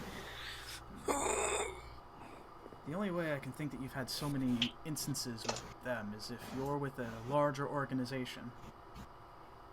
No. No? No? It's just like, yeah, no, we're just Not at all. We're just with the worshippers of Bahamut. That's it. Yeah. Yeah, we work for Bahamut. Zach sort of like raises his eyebrow a bit, and he says, "Oh, very well then. What they would want with worshippers of Bahamut is beyond me. If you keep running into them, they obviously want something." Maybe they want my autograph. They want our autographs, Bill. What if they're trying to take down Bahamut? Okay, we're bringing the fight to them. We're raiding Hightower. And it's like, okay, well Yeah. that's great and all, but how can they fight a god? I mean, it's not possible. Yeah, it is. And Zach says, "It's more possible than you think, my tiny friend." That you know of. The thing is about humanity is that we've found ways in order to fight back against the horrors that seem beyond us. But I assure you, we are a lot stronger than most deities give us credit for. And he turns back over to his desk and he says, "Well, that's all I wanted to keep you here for. You are all safe now. They probably are off searching for Carlos again. You can leave. We'll keep in contact. And again, my shop is open if you need anything." What you got? Ah, let's see. And he opens up he goes to like a shelf nearby. It's actually sort of like a supply closet of sorts. And One second. He opens it up, all the doors and everything, and you see a bunch of vials of all different types of colors. And he says, "I've got a couple of things that are a little more orthodox, like your normal healing potions, some that can help cure disease or poison, or some that I have made myself that have Very interesting side effects. Can Like what? Well, for example, yeah, like what? he takes a small vial and gingerly carries it, and he says, "This here, as you can see, is probably just as blue as the blood you see me use. In fact, this is the stuff I use. However, you need to be careful with this, because this is not for drinking, but rather think of it as sort of a chemical grenade. You smash this thing open, and shrapnel of blue blood flies everywhere, just as good as any explosive." Blue blood? How much? Wait a second. How much? How much? How much? Let's see. How much? He thinks for a second. Yeah. I'm gonna need about 100 gold per vial. I've got about, let's see. How many do I have? How many does Zach have? Oh man. Whenever you guys get inventory rolls, you do really well there too. He says, I've got about 4 at the moment. These take me a while to make, but these are very volatile. I'll take 2. 200? Oh dear. Alright, you get 2 vials of explosive blood. I will tell you what this does, essentially. I will message it to you. He says, "I don't have a whole lot much else here in my storeroom. If you come back later, I'm certain I'll have something. But for now, I've got a few interesting things." Oh, you have anything that I could get with this? And I hand him my card. The character has 60 gold. It only has 60? Yeah. He says, "Unfortunately, I don't think I have anything that is within that price range. You'll have to come back." Oh. What did those do? Okay, Or you just sent me a thing in a bit. I'll just tell you what it does. So it's going to do, it's an explosive within a 10-foot radius sphere. When you throw this, you can throw it about 30 feet. Once it hits the ground, it explodes and erupts into a sort of a neon blue explosive of blood shrapnel hitting everything within that circle for about 2d8 necrotic damage. No, what is it? 2d8? Yeah, 2d8 necrotic. And as he hands these vials to you, he says, "If you give me some time, I might be able to make some more potent ones. But for now, make sure you don't accidentally drop those. Those are very... Like Oh I said, no, I'll be careful. very volatile. Anyways. Well, I believe that concludes that transaction. Is there anything else I can do for you two? Yeah. Alright. Like I said, you should be fine now. Hightower shouldn't be tailing you anymore. You're free to go." And he goes back to his desk. And you just want us to wait for you to call us? Yes, until I can get a lead about where Carlos may be at, or if I need some components gathered. Alright. You'll have to wait for me. Make sure you keep your Oh phone. boy, waiting game. And Ven says, "Yeah, that sounds good, Mr. Calpo. We're gone now. Come on." And Ven starts to leave. What about the rest of you? Okay. Well, it's time to go. Alright. Be safe now. I'll walk out with Mars. Alright, so you guys return back to the, I imagine you guys probably return back to the Temple of Bahamut, right? Yeah. Just for the rest of the day. It's like around 6 p.m. It's a little late. And then just sort of looks really like downtrodden at this point, as you guys are sort of doing your normal routine. And What's the matter? Can I, like...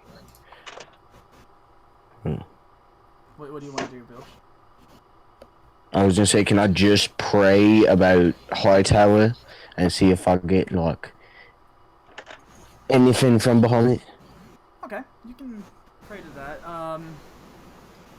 To answer your question, Orza, Ven just looks up and says, "You know, it was supposed to be a normal day, but then you guys have this really weird knack of having trouble find you.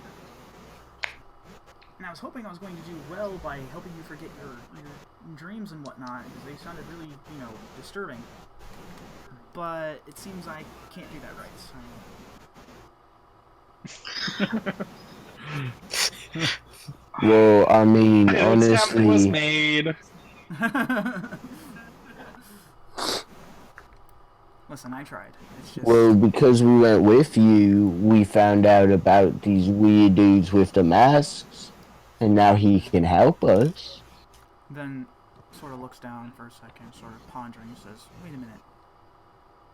Do you think that blood puddle from before when we were out in the forest was related? Yeah. It is. Do you think It was his. it probably was Carlos? I think he was eyeing you guys. He was. Oh, he's been tracking us from the beginning. Yeah. I don't know about that, but listen. Whatever's going on, whatever this whole thing with Hightower is, it sounds really dangerous, and I want to make sure you guys understand the gravity of the situation. This is a really big corporation, and Zach's right. They've made a lot of advancements lately. I think we're on their radar now.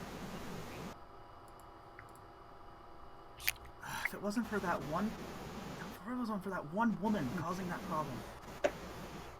Oh, One woman? Yeah, do you know about the old member of the Silver Hand that was here? Jessica? Vaguely. Yeah, Evans I mean... had her as like an apprentice, but she decided to not be a scout anymore, or a hunter alongside Kane, and she wanted to do something more normal, like business.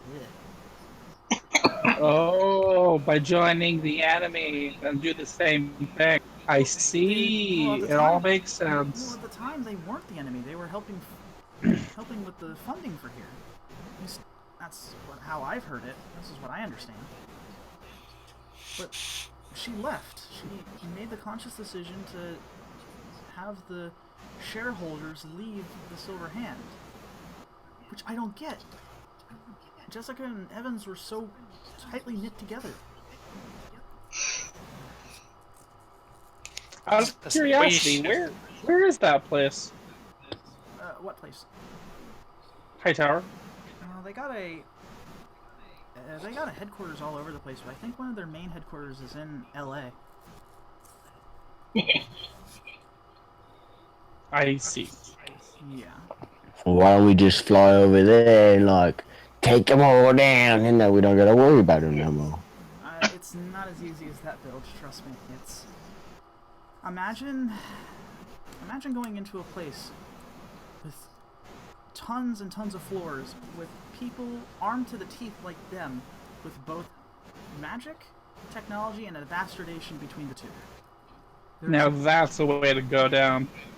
That sounds like a lot of fun to me. It does. Dear God. Glory.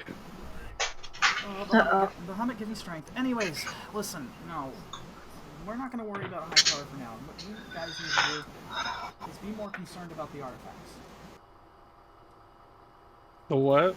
You know, artifacts. The things that Seekers do. Oh.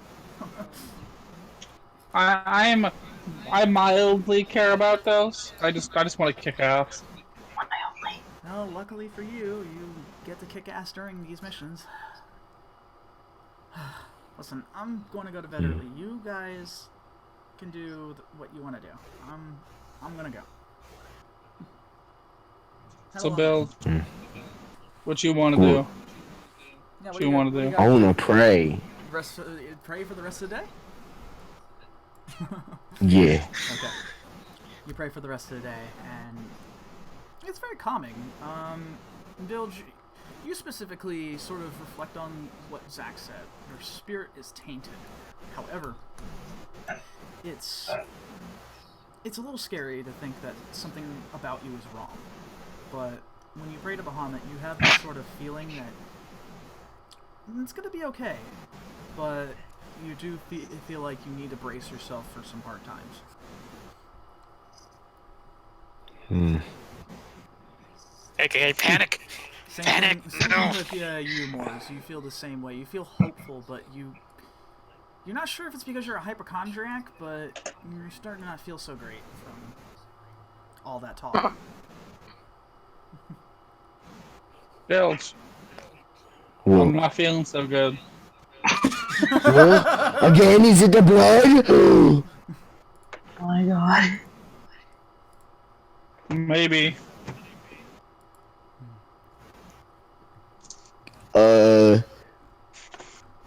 You want me to like check you out? No, don't. Oh. Don't touch me. Oh. I got like magic that could like magic you up. No, I can check. Can't do it with a straight face. I can magic myself. Magic I can Johnson. magic myself. I can magic myself. Oh. Alright. So, if there's anything else you guys are going to do, I'm going to move on to the next important thing. You know, I get a strong feeling that these coming times are gonna be hard, and I need to brace myself with my brace of shielding. And I go running off to go check on my shield. Okay. You run off, and Sarissa still has it in her possession. And it is really polished thanks to her efforts and Xian, as she explicitly states to you that Xian worked really hard on making sure that it was functioning, mechanically speaking. So when you do arrive, she's like, "Oh, welcome back. Yeah, your shield is ready. However, Bilge, it functions. It functions, but there's still something else going on with it. Wait, what's going on with it? I want to see something first. I want to run an experiment to see if my thoughts are correct." And she has the arcane charger at the table, and your gauntlet is well there too. And she says, "I want you to put on the gauntlet and then touch the arcane charger for me." Like just poke it, or like smack it, or like Don't smack punch it, or I mean, if you do that, if it breaks, I'm out like 1,000 gold. That's a lot of money. Okay. Just give it a slight ginger touch, and just see what happens. How bold of you to assume he can lightly touch. Yeah, right. So, Bilge, do you follow the instructions? Alright. I put the gauntlet on, and I rub it my baby's back. Yeah, And in fact, Sarissa managed to put in a little symbol of Bahamut nearby the wrist as well, too. Nice. Just for you. And, okay, so you go ahead and touch the arcane charger. yeah, I'm gonna gently poke it. When you do that, you feel a really funny tingling sensation through your finger. And it's like, it kind of makes you just a little giggly, and then it suddenly explodes and makes you fly backwards to the wall.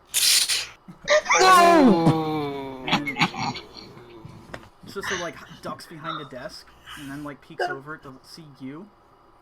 That poor wall. And, Wait, do I take any damage? No, you're okay. You're hardy enough. It wasn't that hard. This is story damage, not real damage. Yeah. And she says, "Well, that was one hell of a reaction." I think I poked it wrong. No, you did fine on that. You followed instructions well. Bilge, I'm not sure how else to say this, but that thing's connected to you. What do you mean connected? Yeah, he's my buddy. He watches me. Maybe that has more truth to it than I thought. It's connected to you What? in the sense that it's almost like a soul weapon in a sense. It's yours essentially. I don't know how else to put it. It's a part of you. Wait. I've got it on, right? Yes. Like it's still on me? Yes. let me test something, and let go of the bilge hammer and it disappears. Okay. And then I try and like slide my hand out the gauntlet, so I let go of it too. Okay, you let go of it. Do you just like drop it? Yeah. Okay, when you drop it, it just hits the ground. It's just like, careful, Oh. please. We worked really hard on that. No, it's not going to do that. It's similar, but not the same. It's like it's connected to you in some way, but there's the reason why it's not functioning the way it should is because there's something going on that you need to fix. Oh, well, you know, if it's like a part of me, like my soul weapon, we just met up with this dude and he told me that like my soul is damaged and I'm tainted, so I've got to find this other dude that knows something about spiritual stuff. Tainted, huh? I'm not sure who you met, but And hope they're so I professional. think that like I'm damaged, not the shield. I'm sorry. She says, you know, that's a really strong way of putting it, but I think you're right. That's concerning, but it is what it is. And she sort of like dusts off the counter and like gets the arcane charger back into the back room. She comes back out and says, well, I'm sure you'll find the answer to it, and if I find anything, I'll be sure to tell you. Unfortunately, I Oh, thanks. And you don't know anybody who knows something about like evil spiritual stuff, right? Well, there's the priests that you probably see, or if you're looking more towards the nature side, there might be some druids. But it's really late. They wouldn't be available at this point in time at the moment. You'd have to come back, check later. Yeah. Well, thanks for fixing my shield, though. And I give her a big old bear hug.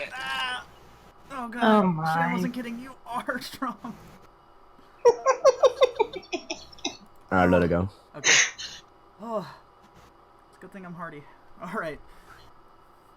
So that's all yours now. Don't think nothing of it. Alright, I'll take good care of it. Polish it every night. There you go. Make sure it doesn't get rusty. And I go skipping off. Okay. And she watches you skip off from the door as it closes. She's just like, he is really spry for a really big man. So, Bill, when you go to bed, you go back to bed and end your day, you start to have the same dream again. You're out. Hold on, let me move you. Once again, you find yourself back into this dark forest. And it's a bit horrifying as you suddenly, as you're doing this, it's just sort of like you're strolling a little bit, and it hits you like a ton of bricks. Oh no, I'm back here again. Oh, wait. So it's not like one of those dreams where I'm like completely confused. I know that this happened before. Okay. Please. It's no. Thanks, and thank Oh. you for destroying the moment. Anyways, could you repeat that again, Village? I'm sorry. So like I know that this dream has happened before. It's not one of those Yeah, dreams it's- where I'm just like confused. Yeah, no. It's like a lucid dream. You feel like you've had this before, and it hits you like a ton of bricks. You've had this before, and as you look behind you, you see yourself charging at you, and it's looking a little more bestial and more bear-like than before. However, Oh shit! before you can do anything, a gleam of light appears within the corner of your vision, and then suddenly it pierces this thing in front of you and pins it to a tree. Ooh! It looks like to be a big-ass spear. In fact, the spear is very recognizable.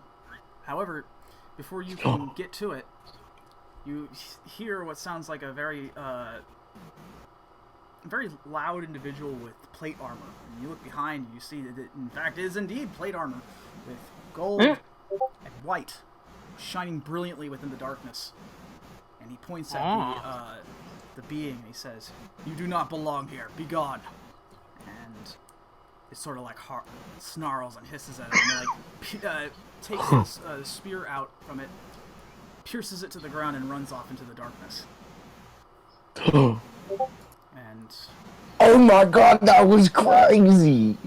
and with that, he takes this thing, whoever this guy is, takes the spear, and he places it down next to you, and you recognize the spear. It's the one that you've been using all this time. Wait, who are you? He takes the helmet off, and it's Ryan. He's Oh, Ryan! I ran up and gave him a big hug. he's like, "What's up, you big green?" Ah! I want to bear hug everything. Mate, please. I don't have time. I don't have time. Hey. Oh, no, yeah. Oh God. Wait, what are you doing here? I thought you, like... I mean, no offense, but I thought you died. I did. Listen. I had a bit of my own spirit within inside the spear. That place did something terrible to me. But it's hard to say. I've been keeping track of how you've been doing, and including the last encounter that you had. You may have not used the spear during that fight, but I was there. Listen, you don't have a lot of time, friend. That thing, and he points back towards the corridor of darkness down that way, where you can't see anything. He says, that thing is within you, and you gotta find a way to get rid of it. It's in me. Like, if I just... And I start, like, putting my hand on my chest, can I, like, pull it out? Not physically, no. You have to do something about it. I don't know exactly what you need to do, but I came here for a reason, sort of to deliver a message of sorts. And he takes the spear and he hands it to you, just like as you did before back at the mall. And he says, "Just so you know, it's going to be hard. It's going to be real difficult, but you're not going to go at it alone." And he goes ahead and drops the spear in your hands, and he says, "You keep doing what you're doing. You're doing right, but it's on you, big bud." My hands are shaking with the spear, and I start crying. Oh. He says to you, "Don't despair. That's the last thing you want. There's something bigger than the both of us at play here, and you need to do your part. And the only way you're gonna the only way you're gonna do that, you need to listen to me. The only way you're gonna do that is if you are of sound mind and body. I know you can do it." Wait, I gotta get a sound from my mind and my body? He just shakes his head. He just starts laughing. No. It means that you gotta be clear. You gotta make sure that you're not going crazy. Anyways. Nope, I don't got a lot of time. You're about to wake up. Just remember what I said. Just remember what I said. Keep doing you. You got this. And with that, you wake up in your bed. Well, in another cold sweat. I fall off the side of the bed. You do, and interestingly enough, so does the spear of Ryan calling falls to the floor as well, clinging to the ground. And you look at it. It's like middle of the night, right? Yeah, it's in the middle of the night. You look at it in the darkness, and it doesn't seem like anything's changed with it. It just looks like a normal spear, but it's like emitting some sort of warmth from it.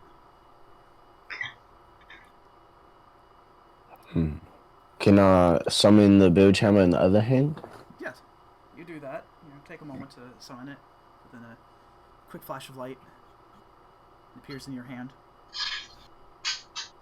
And it's not giving off the same warmth? No, not quite. Just the spear. I'll ditch the hammer and I just clutch the spear and pray myself to sleep. Alright. You take the spear and you go back to bed. And interestingly enough, lately you've had trouble sleeping, but when you do this, you go right back and feel very comfortable. And before you know it, it's the daytime. Once again, it's morning. And that will be the end of your guys' arc. That's internal conflicts. Now we're moving on to the twins. So, Alexander. You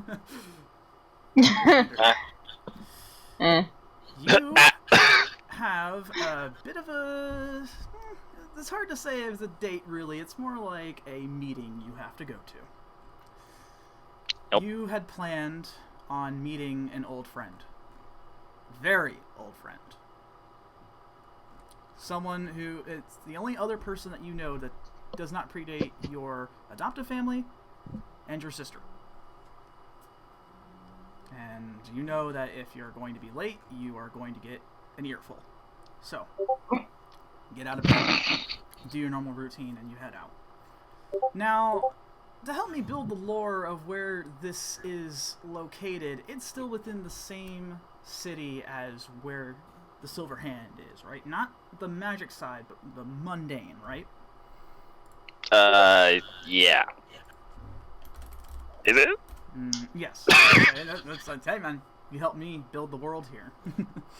So, yeah, okay. In the same city, so you don't have to take any portals, you don't have to worry about puking your guts out like you did before, you're fine. So, you get all your things together, and it's been a while since you've seen this person, and you're kind of excited. You got a little bit of excitement going on. But also a little bit of nervousness as well, too, because they said that they wanted to meet you to talk about your performance. Now, when you reach to where you're supposed to be, you know that there is a small bar in town. Now, it is a farce. You know that this bar is not a bar, it's a front. There's a secret entrance behind in the back room. However, in order to get to the back room, into this secret part of the place, you need a password, and you know this. So when you reach there, you go up to the door, and you knock on it, and the slide opens up, and you see a pair of eyes look at you from the darkness, and he says, "Password?" I kicked the door. God, jeez! Damn, Alex, we're just asking the damn question. Jesus, dude, don't kick the fucking door. You know I ain't got time for that bullshit. Open the door. Oh my god. Stop having a little fun. Oh, the slide closes and the door opens up. And Friendships. When you just... It's okay to be an asshole to each other. and he says, you know he's waiting, right? Yeah, I know. I'm not late. Sort of. Maybe. A little. I'm so dead. He raises an eyebrow. He's like, yeah, you know how he feels about being punctual. Alright, anyways, get over there. Get your ass in there. He sort of gives you this stupid grin on his face. As you're walking down the hall, the only thing that you really hear is just your fancy new shoes hitting tile. However, you're starting to hear what sounds like down this hall towards the where you need to go, which is known as the meeting hall. You start to hear what sounds like someone getting beaten up. Oh, hell no. And let me go ahead and I'll move you in just a moment. Hang on. So, how would you approach? So how are you going to approach this? Well, I'm going to unsheath my dagger. Okay. And I'm gonna run up to. Is it a door? Yes, it's a door. Okay, so I'm gonna head over and stealthily look into the door. Okay. Do you roll me stealth? Yeah. Okay. Give me 1 second. I gotta make sure that I have my notes correct here, because it's... And for those who have been part of the Killing Floor campaign, this sounds very familiar, doesn't it? Yes. Oh yeah. Rest in peace, drunk Shaggy. Nostalgia. Hey, like, Just- man, just- I fucking got creamed! Only the Ultra Shaggy beam existed during your time. Oh, that was Dickhead Dave, though. He's just... That man's just done. Alright, so I got 16. Okay, well, rest in peace, Dickhead Dave, who also looks like Shaggy but drunk. You got 16? Yeah, 16. Okay. So, Alexander, you place your hand quietly on the door, and you turn it, and you look in, and it's the same meeting hall you're used to, but in the corner, you see what looks like to be one of the people that you recognize, part of this little group of yours, beating up on another guy as he's tied to a chair. And you open the door a little bit more and peek out, and the man that you are going to meet in the first place is here too. Just casually sitting, his feet up on the table, not giving a care in the world. What do you do? Does it... Wait. I'm gonna... knock softly. You hear a slight, oh shit, yeah, come on in.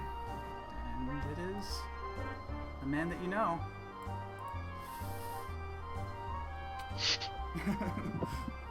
As he straightens himself up, he's like, oh, damn it. And he looks in, he says, Alex, is that you? There's only one. Yeah. Ah, Sassy boy. you know you could just walk right in, right? Well, it looks like you were having fun, so I didn't want to interrupt anything. And you just hear another big oof from the guy sitting at the chair, tied up and all, and he puts his hand towards the guy, beating him up. He says, that's enough. Give me a second. And he says to you, Alex, allow me to take care of this unpleasantry for just 1 second. And he gets up for a minute and heads over to this guy. And he grabs the guy by the jaw and says, listen, if I ever find you again selling drugs to kids here, I guarantee you, you will not see the light of day ever again. And you can actually see, Alex, that his arm sort of changes more bestial-like. He starts like piercing into the guy's cheeks, like, I understand. And Dave just pats him on the cheek and he says, good. Glad we came to an understanding. And he turns to this guy and says, get this dumbass out of my sight. And gets back to the chair. Alexander, are you working for the mafia? And these two go by you, and the guy, who is this man here, nods to you, and he leaves. And now it's just you and your point of contact. I go over to the table Okay. You walk to and I slam the table. He seems very unfazed as the jug of whatever he was drinking here sort of like bounces around a little bit. You just sort of like, Dude! When were you able to do that? able to do what? Your arm! That was fucking rad, dude! Wait, you saw that? Ah. Oh yeah, I'm just, standing here like an idiot, not paying attention to anything in front of me. Yes! She starts laughing. Oh gosh. It seems that you crossed the veil too, bud. Well, pull up a chair, man. We haven't talked in a long time. Come on. Hell yeah! I grab a chair. Okay, grab a chair. eagerly, and you sit down. He says, "So, Alex, it's been a while." He looks around. He says, "Wait a minute. Another person is supposed to be coming here." And right on cue, another figure comes out from the behind. Says, "Ah, there she is. Oh, yeah, good to see you." She just walks very quietly and sits down at the table, very much so quietly, very unassuming. He says, "Well, I haven't seen your face in a while." yeah, you haven't seen anyone's face around here in a while." I know, it's been almost years. She just gives you like a blank look, Alexander. Says, "Anyways, so what did I want to talk about? Ah, damn it, I forgot. Wait a minute. Brain's working. Ah, I remember now. Talk about your performance, real quick, before we get into the other fun stuff. So, do you remember what I said when I gave you that little contract? My contract? Oh! No. He's just like, of course you wouldn't. You see, he has like a knowing grin on his face. He says, "Alright, what I said before, and this is not verbatim, but what I said before is that I wanted you to know that this was the contract to get you into the big leagues. I mean, this is the big stuff. That Max guy, he's an asshole, make no mistake, but was an asshole. But he had a lot of clout to him. And Oh yeah, that guy. yeah, That was pretty fun. I bet it was. You should tell me more about it, because my point of contact about that whole thing, that they were stationed at the Grand Mystic at the time, that went off. Kind of told me a little bit about it, but I want to hear it from your perspective. How'd you do it?" He just sort of like sits Wait, back very quickly. the Grand Mystic went now? Come on, man, don't play coy with me. You know? Alexandria. Maybe it's the hotel where you got to be dragon food. And Well, let's see. he says, "Listen, you can talk to your old pal Dale here. You don't have to hide anything." Let's see if I can remember. He sort of looks over at this, over at the very silent girl over here. Just sort of like, really? And he looks back at you. So how have you been, Dale? She actually pulls out her phone and is actually starting to play games on it. And he just sighs. Says, Alex, my guy, listen.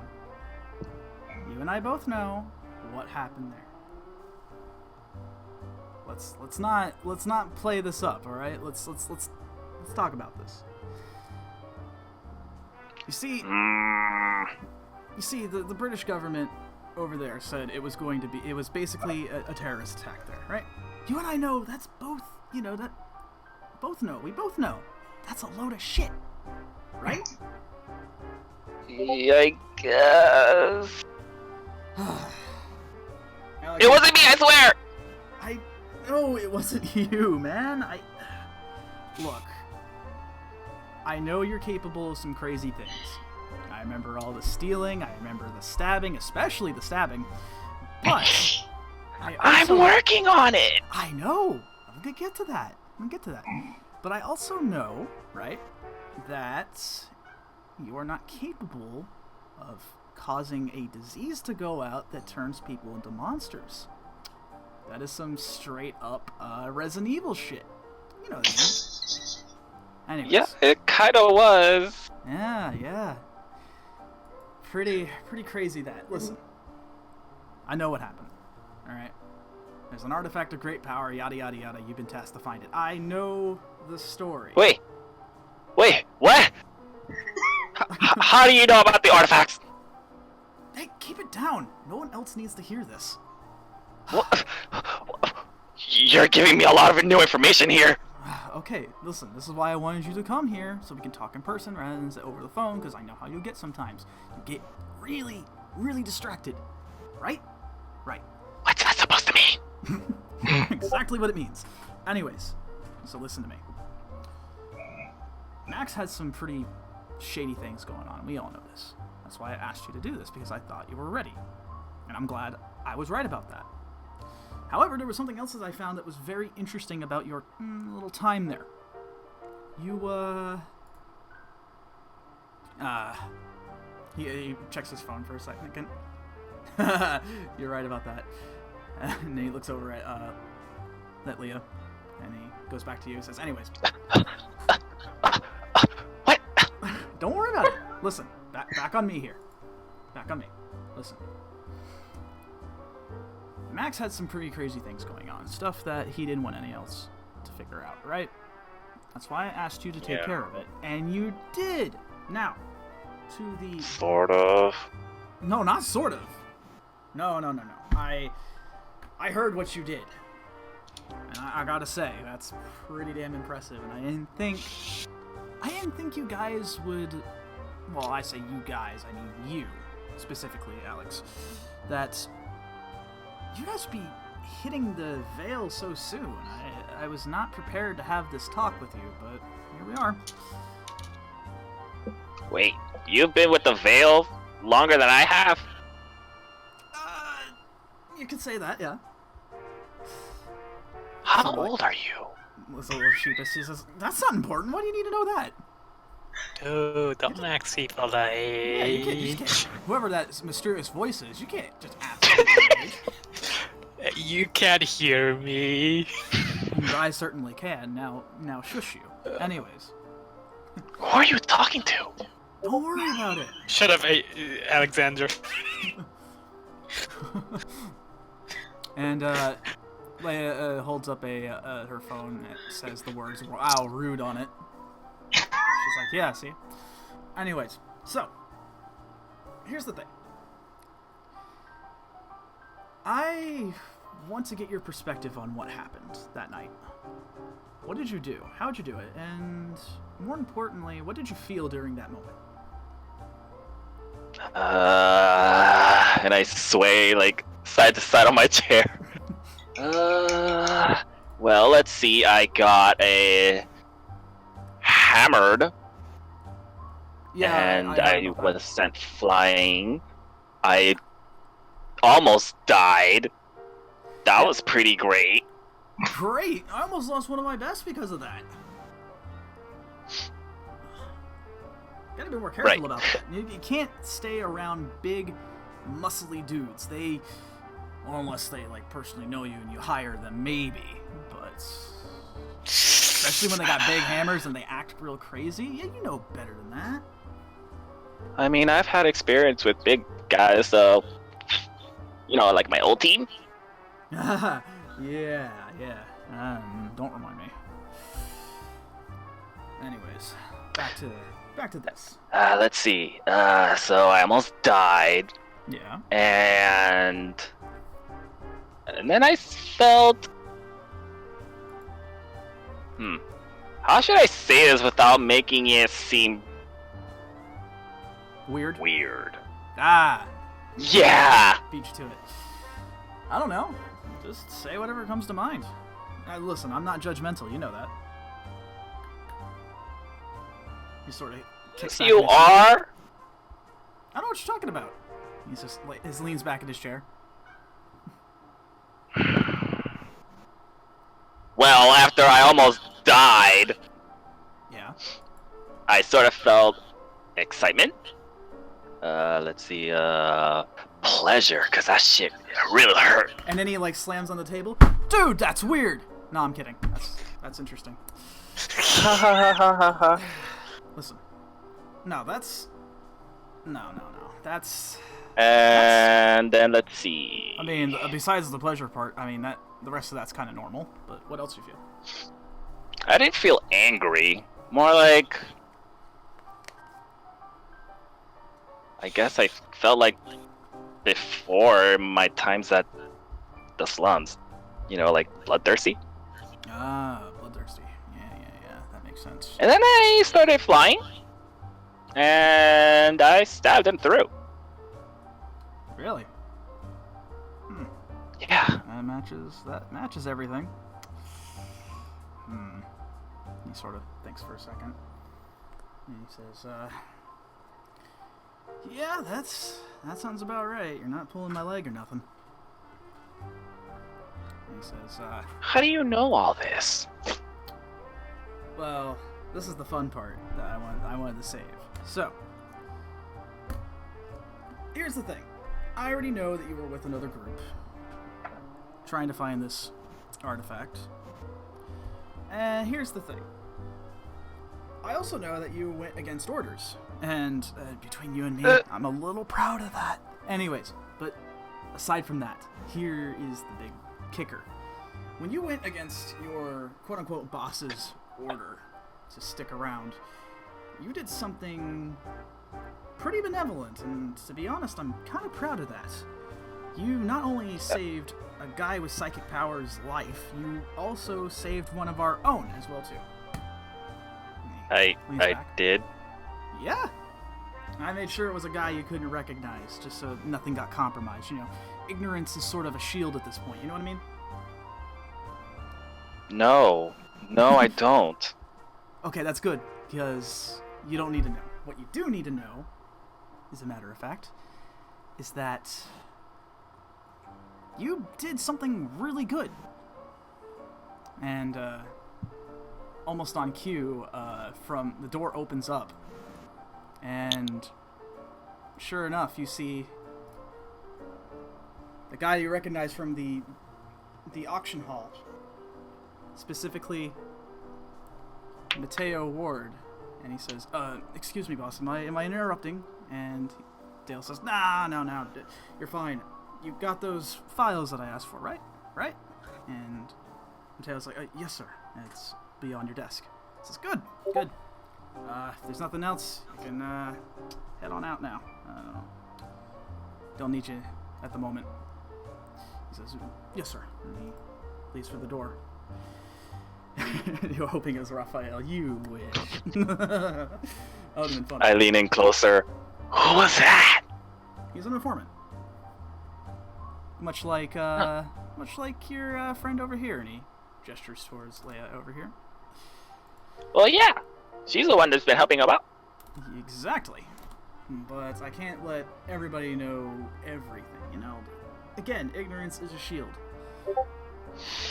So what if they happen to, by the off chance, get you and then, you know, horribly torture you for information, you know? Leia shrugs at Dale's comment. I mean, they can try get information from me. They could try. I know that you've got a lot of fortitude, but listen, I got contingencies all over the damn place. I've been running this family for a while now. You know that. Yeah. So I gotta make sure everything is airtight. So.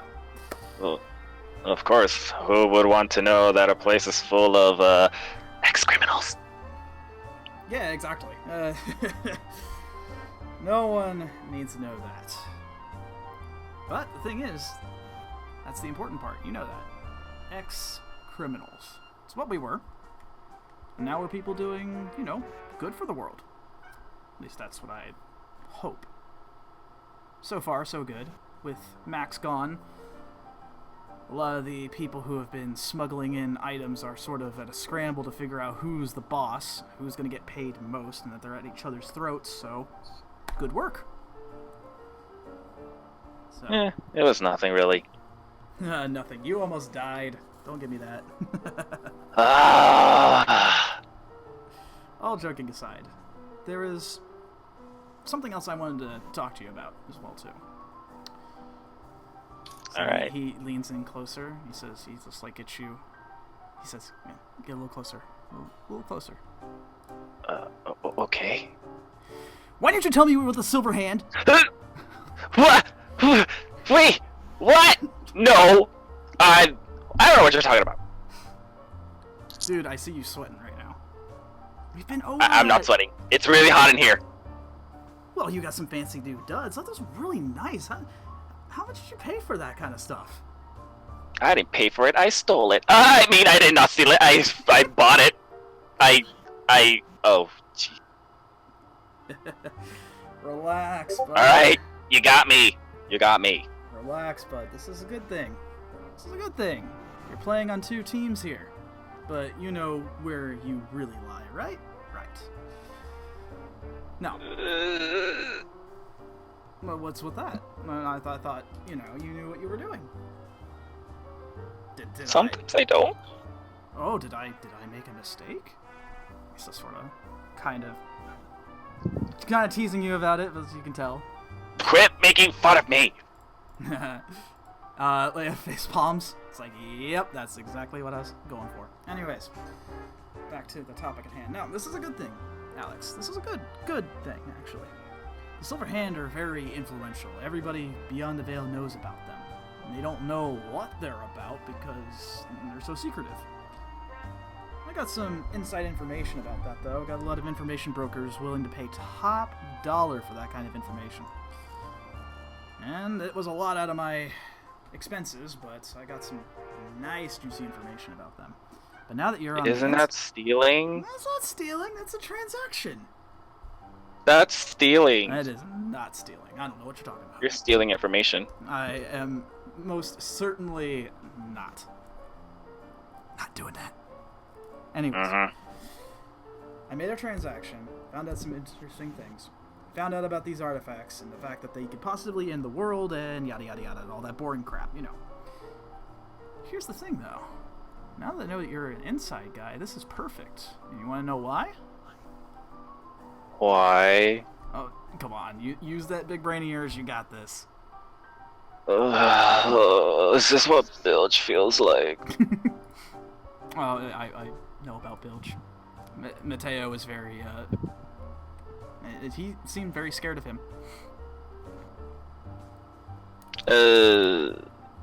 Well, you could say that. I mean, he was the one. Big guy, burly. He's a half-orc. He's, like, dangerous in physical conflicts, you know. Man, you just know everything! I'm supposed to. It's my job.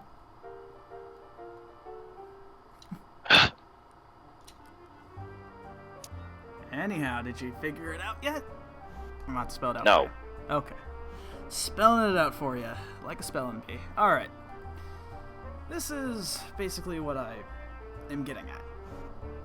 Since you're playing on their team as well, too, you are a metaphorical bridge between us, the Arcliners, and them.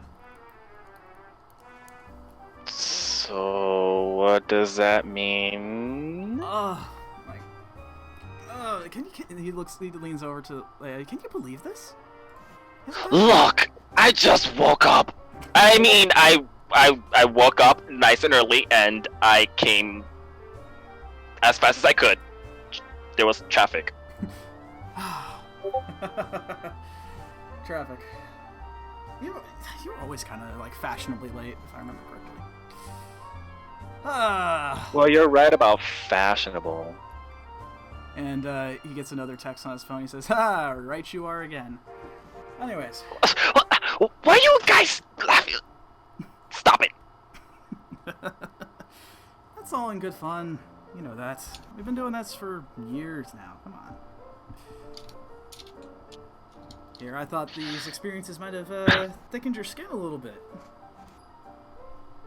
Gives you this sort of like playful smirk. Back to the. Are you calling me dumb? What? I would never say anything like that. You're calling me dumb. Leia nods. I said, no, I didn't say that. Come on, don't throw me under the bus here. You're calling me dumb too. She might. I'm not doing anything. You're kind of dumb. Mysterious voice out of nowhere. Once again. Anyways, back to this here. She also shakes her head. She's like, yep. Anyways, back to this. Oh, God. Where was I again? So, Yes, business. Business as usual. You are a bridge between us and the Silver Hand. Now think about it. We got a little thing going on here. We do really well. We managed to take out some guys that are bad for society. We improve society. It's a win-win for both of us. However, there are some people that we can't get to because of maybe some physical roadblocks or perhaps some political ones. It's a bunch of bullcrap I don't like to get into. However, the Silver Hand has influence all over the friggin' world. Do you know how important that is? I guess.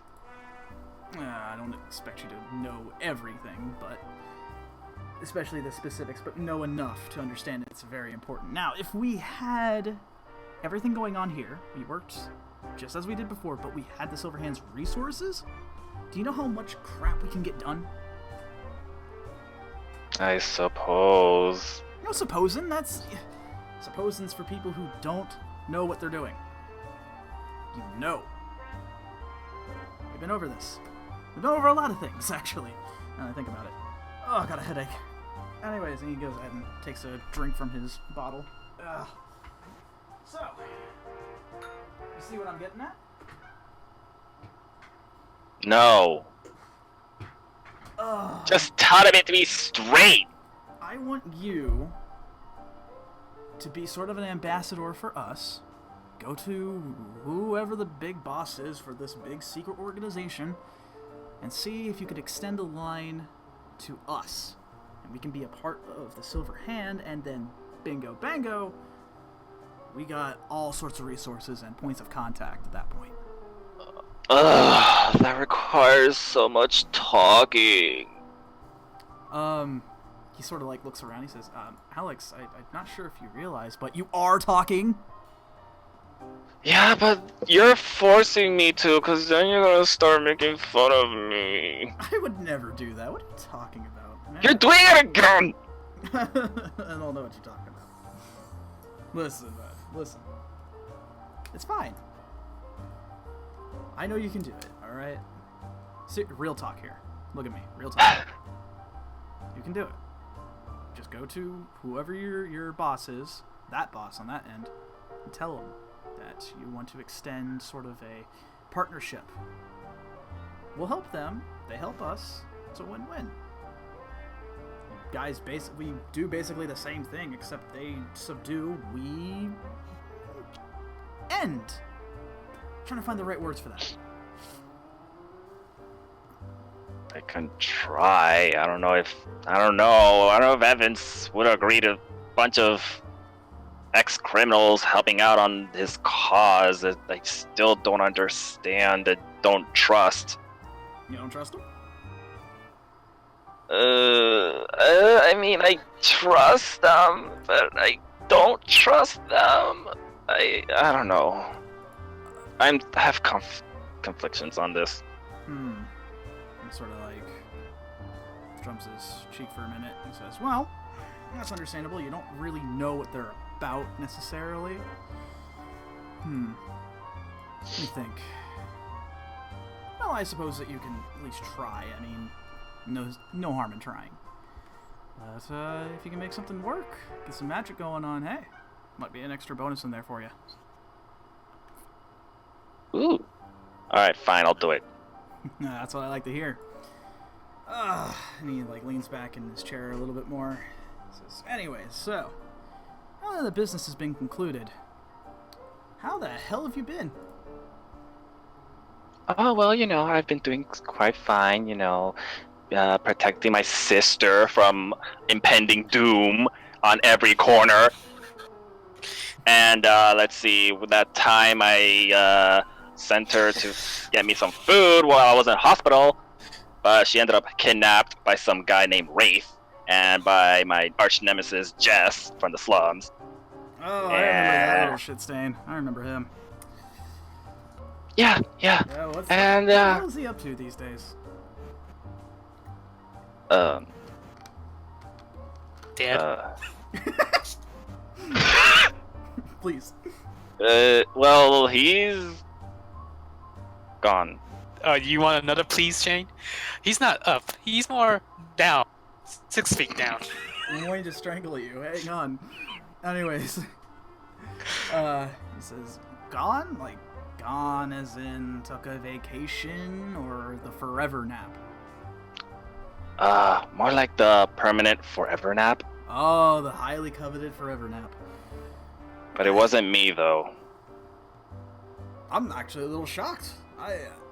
Listen, I'll be honest. Yeah. With you. I'll be honest with you. I really thought once you got to the big leagues and you weren't part of my supervision any longer, I thought the first thing you were going to do was march right over where the hell ever he was and just gut him. And at that point, Well, at that point, that was the plan too. I'm not surprised. But, I mean, I didn't want to kill him. Really? He did probably do some terrible things to my sister and made our lives miserable, and I don't That's what it know. looks like to me, at least, you know? But I'm an outsider looking in. I only went by what you guys told me. He was someone I personally really didn't like, and I was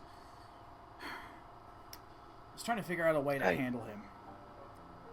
But all the other ways I can think of were really nefarious and a little evil, so I stood away from it. And that's not a part of me anymore. I guess. Well, if he's gone, then he's gone. That's all there is to it. Just another part of the terrible parts of society gone for good. It's never easy though, you know? He sort of like looks at you. Yeah. Very like kind of serious this time. Says, you know, I wasn't sure if you could handle this part, to be quite honest. But I think I'm pleasantly wrong about that. I was worried about you. You were worried about me? Well, yeah, I gotta worry about everybody around here. Anyone who goes out to these really high-profile things, gotta make sure I keep an eye on them. What, you didn't think I cared or something? What's up with that? Sorry, it's just... I've been through so much, and Whoa, calm down there, bud. It's fine. I get you. You've been through a lot. I get it. Not just within the recent memory as well, too. I get it. Just thinking back on getting you started here, when I first met you two. Really interesting times. I get a little nostalgic. Don't mind me. Yeah. Like when I try to stab you in the face? Oh. And I had, I had Big Hands Jason go over there, his big sausage fingers, and slap that right out of your hands. And I told him, teach him a lesson. And he came there and slapped you across the face, and you fell to the floor. Yeah, I remember that. That was fun. Not really, though. I didn't fall to the floor. I personally put myself on the floor to make it seem like he beat me up. Oh, it was a tactical decision, right? Because you were that clever back then. Yeah. And let me guess, you certainly weren't crying at the time either. I wasn't crying. There was dust all over the place. You're right, it was very dusty, wasn't it? Just sort of just laughs at it. Which reminds me, this place hasn't changed a bit. It doesn't need to. Don't need to fix what's not broken, as they say. Oh, jeez. Couldn't kill you to at least get some curtains or some new tablecloths. Don't fix what's not broken. And you look the same.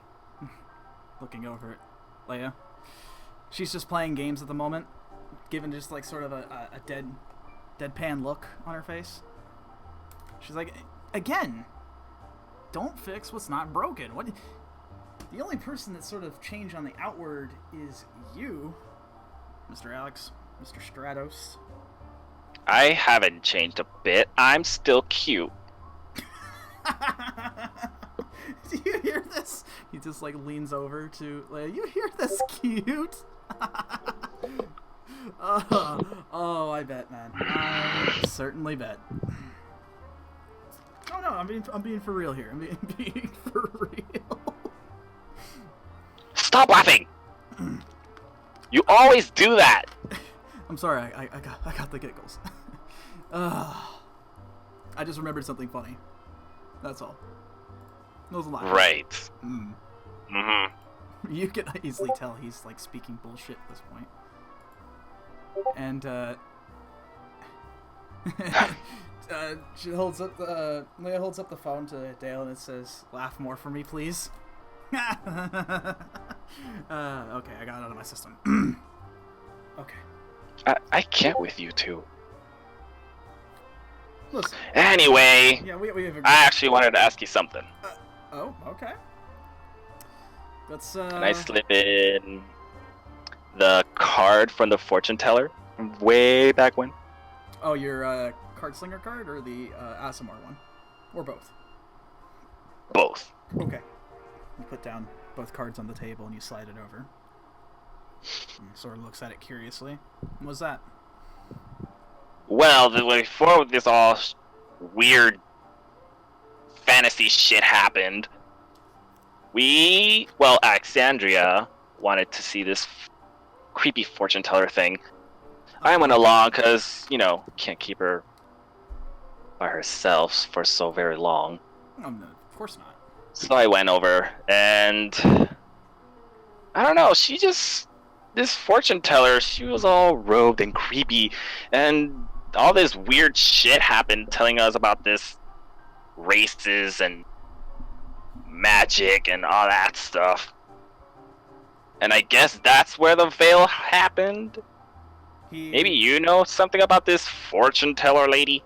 He raises an eyebrow and he says, "Hold that thought."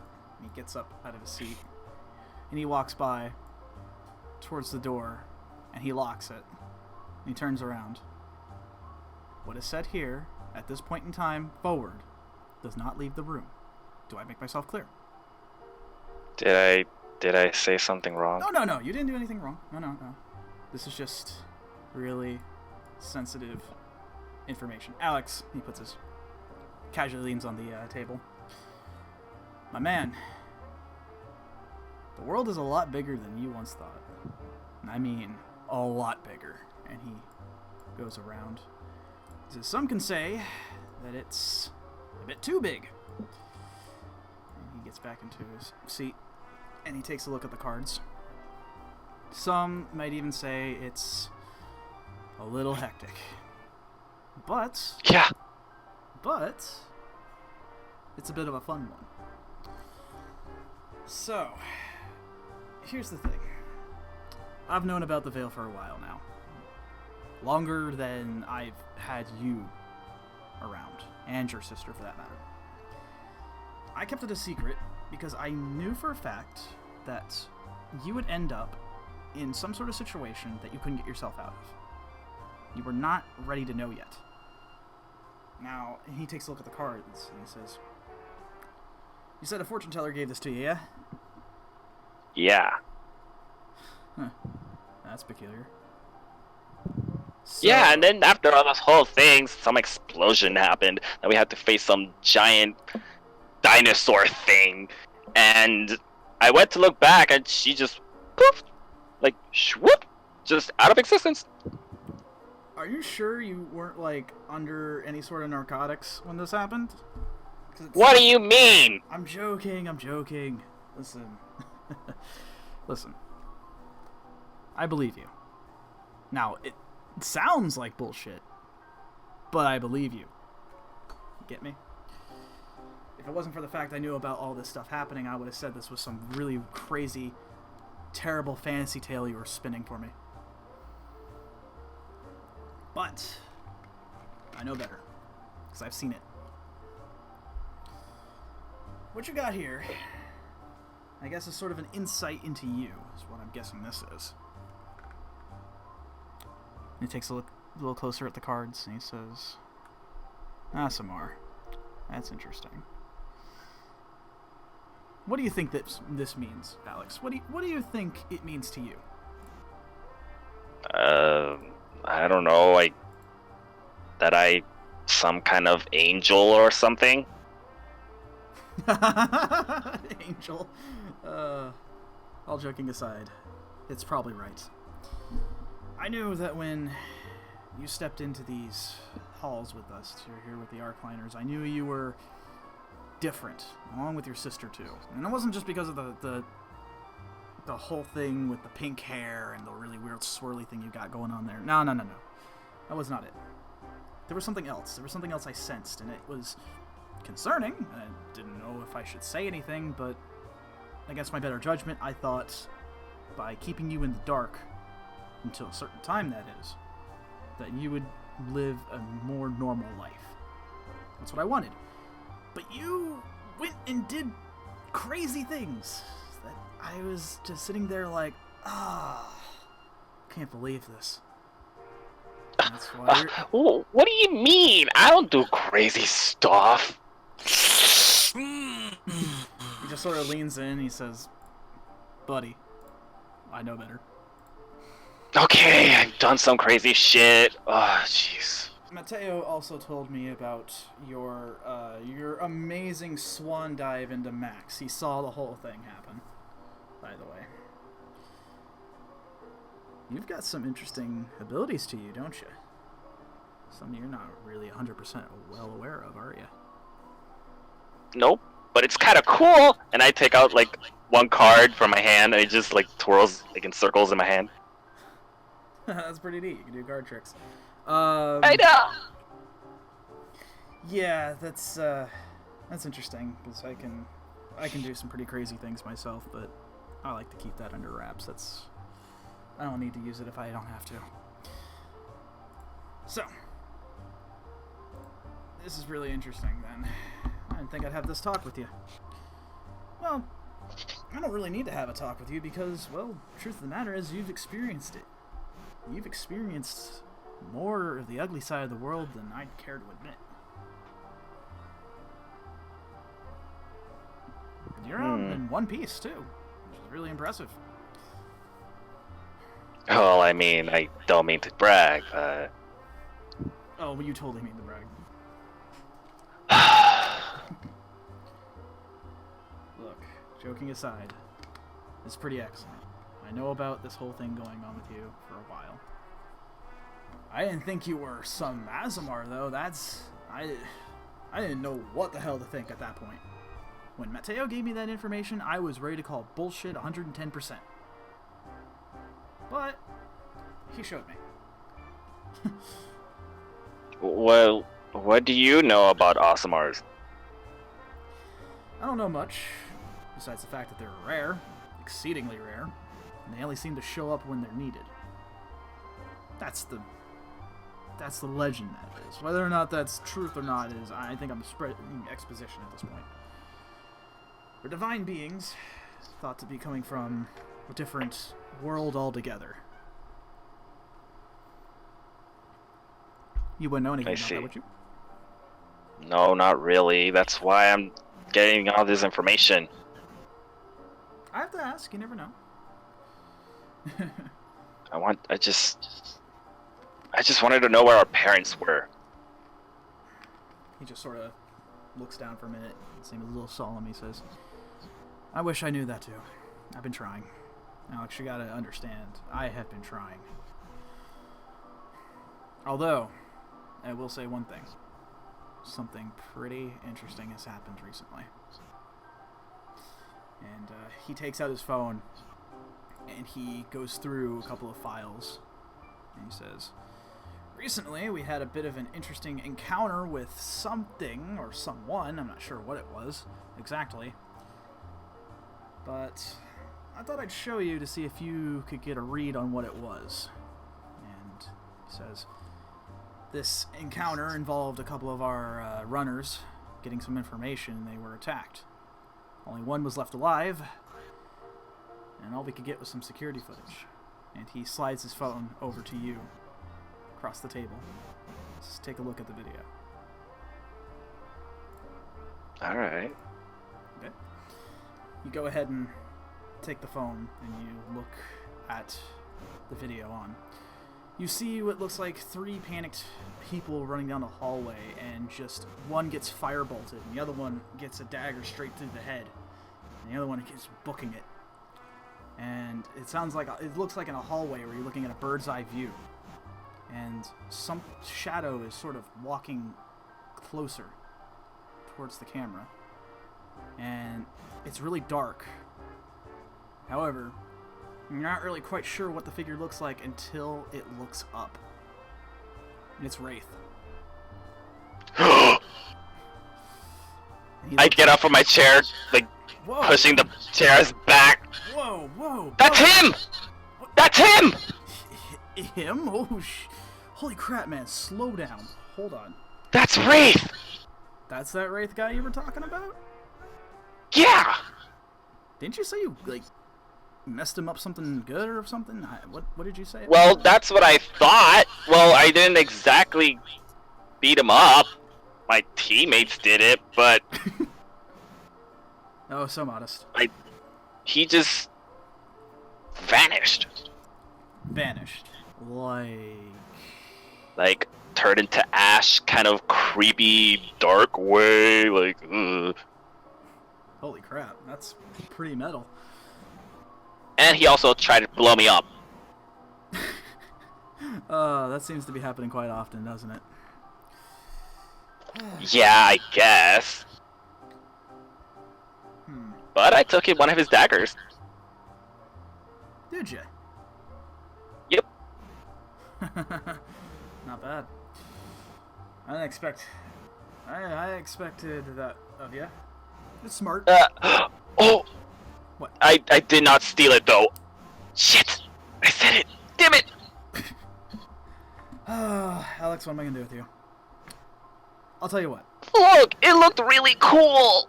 I bet it did. Now just hang on. Alright? You didn't. I'll let you have a pass on this one because guess what? It wasn't necessarily stealing if the guy was deceased. It's no longer his at that point. He winks at you. Anyways. Wait. Yeah, you're right. Logic wins at every turn, but again, don't steal, Alex. I'm not. I'm like trying I'm not straight up to. like Santa Claus when it comes to that crap. You know me. I know, you're just a weird, creepy stalker. You damn right I am. Anyways, exposition aside, I'm surprised that you know who this guy is. He's been causing us some issues. Yeah. Not on the mention, he gave us a bit of a calling card as well too. And I hate it when cocky bastards like these do this. And he slides this little card over to you.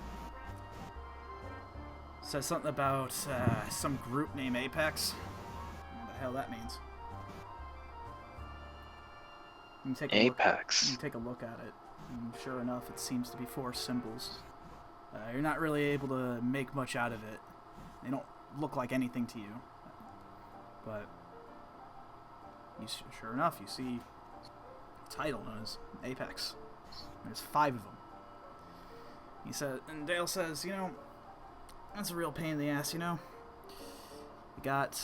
Yeah, I'll say. I'm guessing this Wraith guy is a part of them. Whatever that is. Do you know his employer? Do you know who he works for? What's the deal with No, I just know that Jess hired him or something to kill me. To kill you? Yeah. And then before he actually vanished, he said something about that we are kinda similar and we are the same person or some weird creepy shit like that. Wait, Wraith said that? Or did Jesse say that? Yeah. Oh, Wraith did. Okay. You're similar. He's probably getting in your head. That's what it was. All that I don't bad know. guy He exposition. sounded kinda convincing though. You're really gonna believe some masked lunatic carrying a bunch of daggers who can shoot fireballs out of his hand? You're right, but he did look kinda cool though. You're kinda right. I know! Brings you back. Hey, you want an autograph from him as he stabs you? Please sign my chest as you're stabbing into it. Anyways, so Dale goes ahead and leans back in his chair. He says, "You know, you can keep that card. I don't know who these guys are, but if you can figure out something, that'd be great." Yeah. And he looks at the clock. He says, "Oh crap! How long have we been here?" Well, that's all I really wanted to talk to you about. That was all the important stuff. So, Wait. Hmm? Speaking of nuisances, I also got another thing. okay. Let's. You ever heard of Hightower? You see him sort of weird look. He's like, "Yeah, they are a shipping company, quote unquote. Why do you ask?" Wait, they're what? A shipping company, or at least that's what they advertise themselves as. Yeah, well, they're pretty shady. Oh no shit, man. Of course they're shady. They do a lot of bad dealings. It's hard to put them into words, honestly. Besides, well, reckless. Probably evil. Yeah, I mean, Jess was a part of it too. was he? Yeah, that was a weird surprise. As they say, misery loves company. Mm-hmm. Sort of ponders for a minute. Says, "You know, I'm not sure what your involvement is with them, but I want you to do me a favor. And I want you to be careful. More careful than you ever have been in your entire life. You understand me?" Yeah, I'm always careful though, but Are okay. you, though? Are you? Okay, I'm not always careful. Listen, I'm just trying to drill it into your head, that's all. It's just these guys are really bad news, Alex. I mean, real bad news. They want something. I don't know what that something is yet. I aim to find out, but so far, any way in order to get in the inside has been proved fruitless. They're always one step ahead, and I don't know how they do it. Well, if you can figure out a way and share it with us, that'd be great. I know I'm putting a lot. I will. I know I'm putting a lot on you, but I know that's the reason why I do this is I know you can do it. So, just be careful. That's all I ask. I will. Good. Well, that's everything as far as I am concerned, unless you need to ask me anything else. Nope. Wait! And I scramble through my coat. Where is it? Shit! Where is it? Uh-oh, did you drop your wallet again? No. The journal. Journal? Oh! The thing I made you write. Yeah, I remember that. Yeah, the diary you forced me into. Listen, writing is good for you. Your sister had the right idea, man. Do I look like Alexandria? Oh, don't answer that. Almost walked into that one. See, you are getting clever. Well, I don't have it. Well, I think I have found it. Found it? Yeah. You know, the treasure. Kind of gives you My treasure. side eye. Said, your treasure, the thing. Yeah, you found it, huh? Yeah, I think. I'm not sure yet, but I'll make sure when I go there. You go there. That's interesting. Not sure how I feel about that. But if you think you found it, then hey, that's all I can ask for. But I need you to be, certain that you found it. Not, Oh, kind I of think sort I'm of? certain. Okay, good. Maybe. Listen, Alex, you know how I feel about maybes. Okay, maybe I have, but I'm not sure. Maybe if I look at it more closer, I'll probably get to a definite answer. Oh, I sure hope so. I sure hope so. Well, if you found it, go ahead and let me know if you do. Oh, and make sure you have your phone on. I might have another tip for you. Why? What do you mean, why? This is your job. I like that guy. He's giving you shit. Because he's allowed to. What do you mean, why? You know, you got a job to do here. But hearing the phone ring is annoying. No, it is annoying, ain't it? But that's just about too bad for that, because I need you to listen. I don't want to listen. There's I mean, I did not mean I was gonna disobey you or anything. Fine. That's what I thought. Cool. Alright, you're free to go, bud. Just, keep an eye open. Again, if you get any more high tower stuff going on, you let me know. Oh, I will. There's been a backside on every mission I've gone to. Everyone, huh? That's concerning. Well, you'll be fine. Just, keep your wits about you. And, trust in your team a bit more, by the way. They are characters, that's for sure, but I think they'll get you through. I stick out my tongue. You just don't want to admit that I'm right. You're not always right. Okay, maybe you are. What can I say? I'm good at how to do it. Anyhow, you're free to go. And, Alright. Leia nods as well, too. Do you, head on out? Yeah, I'm gonna head over to Dale Oh, yeah? and give him a good old handshake. He says, "You can't flopping flounder this one, Alex. Come on, a little more strength there." And he like grips your hand. I give him a big hug, actually. Oh, and he's very surprised by this, but he returns that. And as you let go, he says, "You know, I told you, I'm proud of you. Don't forget that. I know I give you a lot of shit. That's because you're in my inner circle. You got that?" Yeah. Good. Alright. Be good, man. Alright. It was great seeing you again, big bro. Always a pleasure.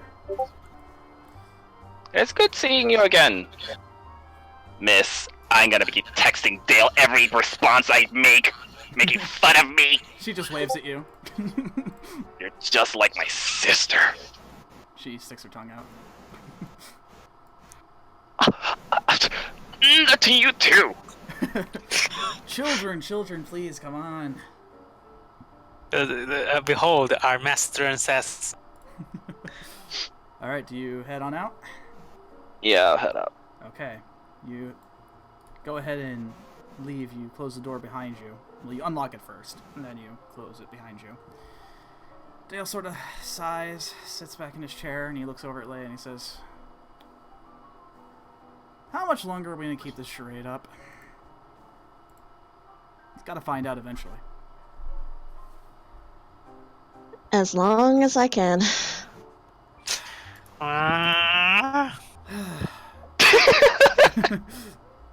Well, yeah, you're doing good too. Just, you know, keep in mind the fact that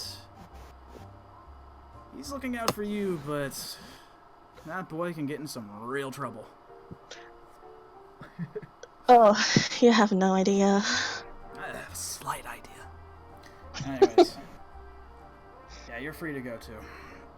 Just, remember what we were just talking about earlier. And, again, make sure that, whenever you feel the time is right to tell him, you tell him.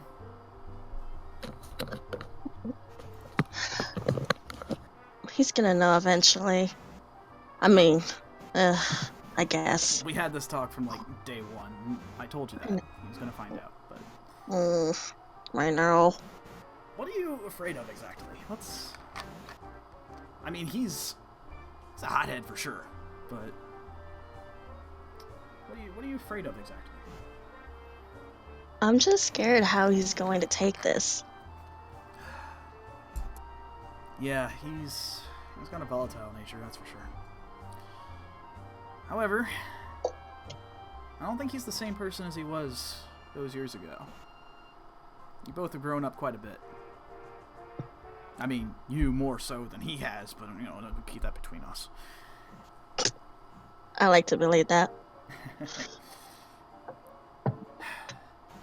It's just interesting is all. And again, I'm getting nostalgic about it. Anyways, you can go ahead and head off too. You're free to go. I'm not going to keep up your time. Alright. Just don't be too nostalgic, You're already an old man enough. I'm not that old. Oh, my God. I'd say I'd have to sit down for this, but I'm already there. Yeah. You sting, madam. Whatever. Alright. No problem. I'll catch you later. Of course. And, also, you make sure that you keep your circle safe as well, too. We've already been over the whole thing with the artifacts. They're dangerous. But, hey, you've gotten, 3 of them so far? Not bad. Just don't get cocky. That's all. That's all I'm asking. I'll do my best. Good. Alright. Back to whatever the hell I was doing earlier. I can't remember. You gotta stop forgetting. I would really like that if it was, kind of an inevitable thing? Maybe you should keep a journal too. Oh, maybe I should keep a journal too. Yeah, maybe I should.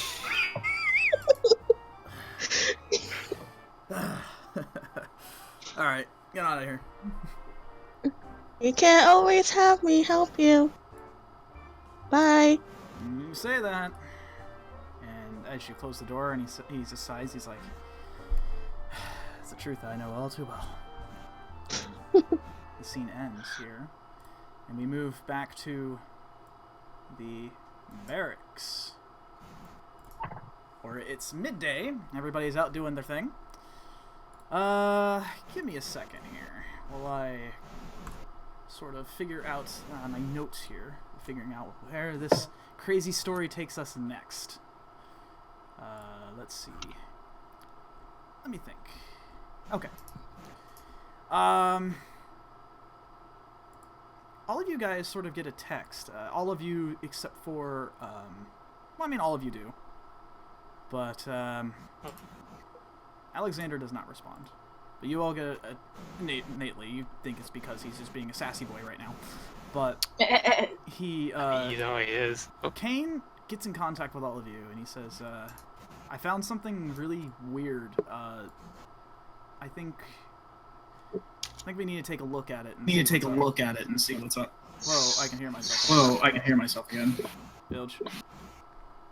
Okay, thank you. And, so how do you guys respond? Well, I guess we honestly have to go. Mm-hmm. It's up to you.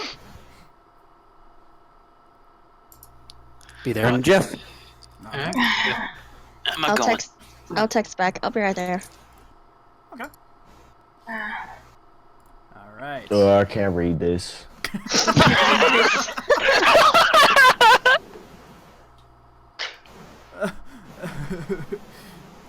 Oh man. Okay. I think Bilge needs a text to Is speech. is there someone near me? Where are you currently? Where would you say you are? What time of day is it? It's midday. I was probably around 2. Oh, I'm eating. You eating? Okay. I'm eating luncho. Okay, I'd say so- there's probably Poor around- Seth sitting next to Bilge at the lunch table. Oh, you're sitting next to Bilge? Probably. Okay.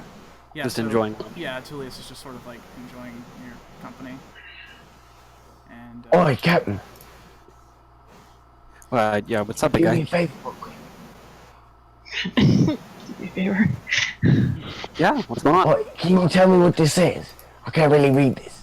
That looks like the same message I just got on my phone.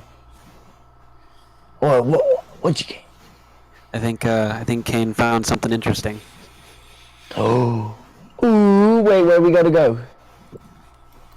Probably after we're done eating here. Wait, where? Where? I forget. Does it say where? Yeah, he just says over at the front lobby, outside of Evan's place. You know, your usual meeting spot. Alright, I started eating twice as fast. If he gets hiccups, Oh my I'm gonna laugh.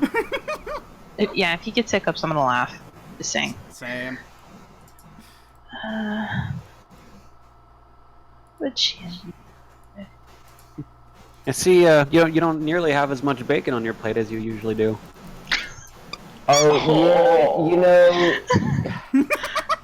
I have to start watching how many pieces I eat.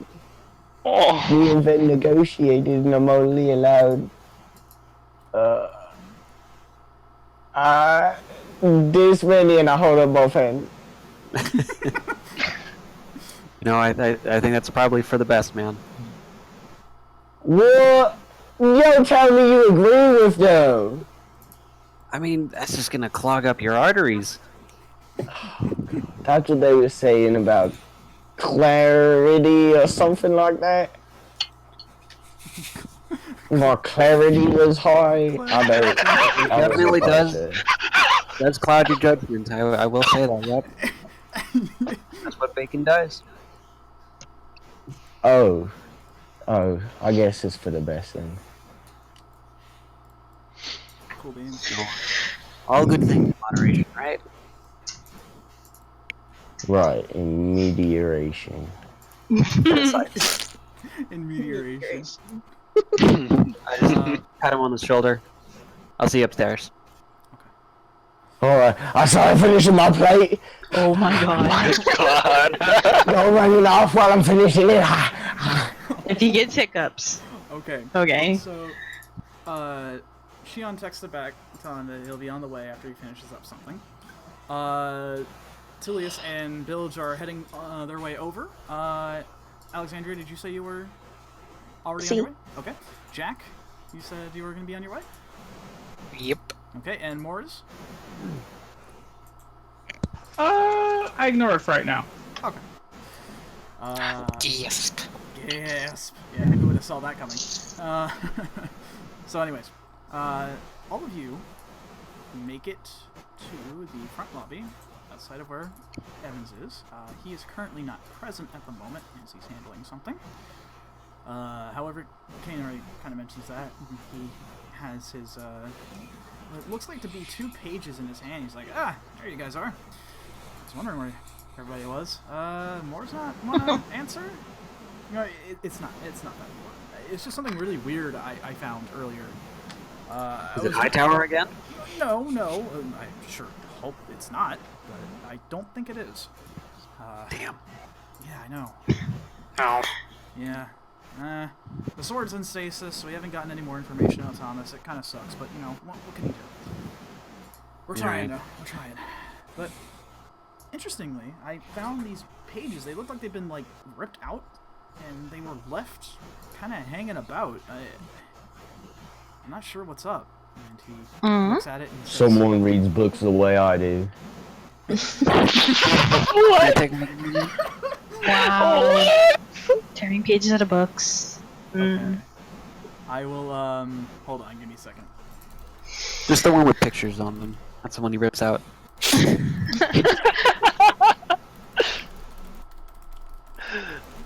Okay, so, yeah, Kane just sort of looks at the pages and he's like, I got a little bit of messy handwriting, but yeah, I can make it out. And he says, hey, you guys want to take a look? I'll take a look. I'll take one. Yeah, I would, but I think I'll let you guys take over on that one. Yeah, I'll read aloud for you. Okay, so this is where you guys get to see, here. And I will let the person who made this narrate it.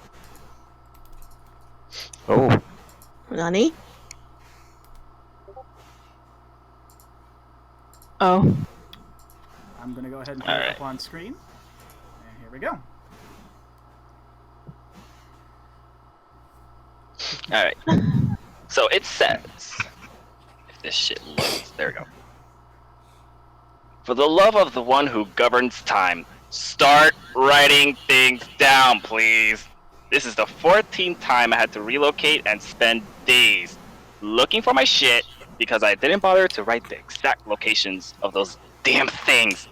Be like your sister, Alexander. Okay, never mind. I don't want to be like my sister. But it's also not my fault. Stupid people, society keep moving my stuff around and it's getting confusing and... Calm. Calm. Just stay calm. Deep breaths. I'm calm. Not really. Fuck! Alright. That was like 5 out of 10 angries there.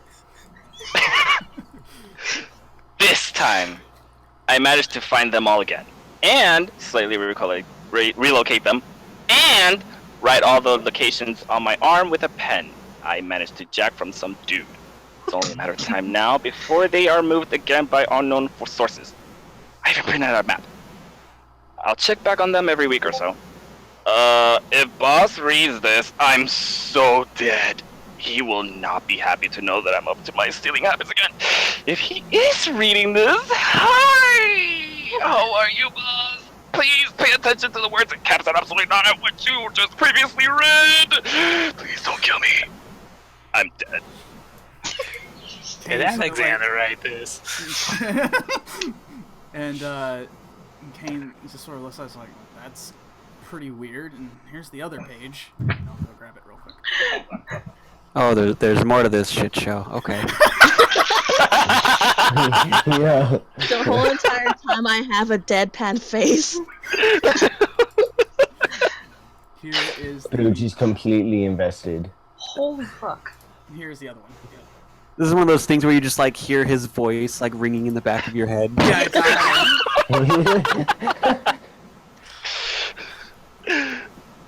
Anyways. Alright, Here's the so the second. next page.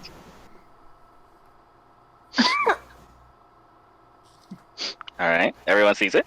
Mm-hmm. Alright, so it says, Behold, the 13 Hearts of Time! Yes, I changed the name to something cooler. Deal with it, boss. Idea of a name was lame as hell. Anyway, just writing these down because my arm is getting itchy with the ink. Hoping I'm not allergic or some shit, I'll be pissed the hell off. I would never hear the end of it from the others. And then you see a list of mumbo jumbo and some numbers. This is There are no. nine of them, just clustered up. Okay, did I say 13? I meant 9. I sorta lost the other piece with the rest and ran out of paper on my journal. No worries. I'll write them down somewhere. Luckily for me, there is no way in 7 hells I could forget the last 3. 4. Kane stops reading it and he says, "What the hell did I just read?" Huh? I audibly facepalm. He Look looks at up- Alexandria. Whoa, what is that? Yeah, Kane looks over to you, Alexandria, like, what is that? Like, do you know what that? Does your brother have some weird, like, thing going on? I mean, more so than himself?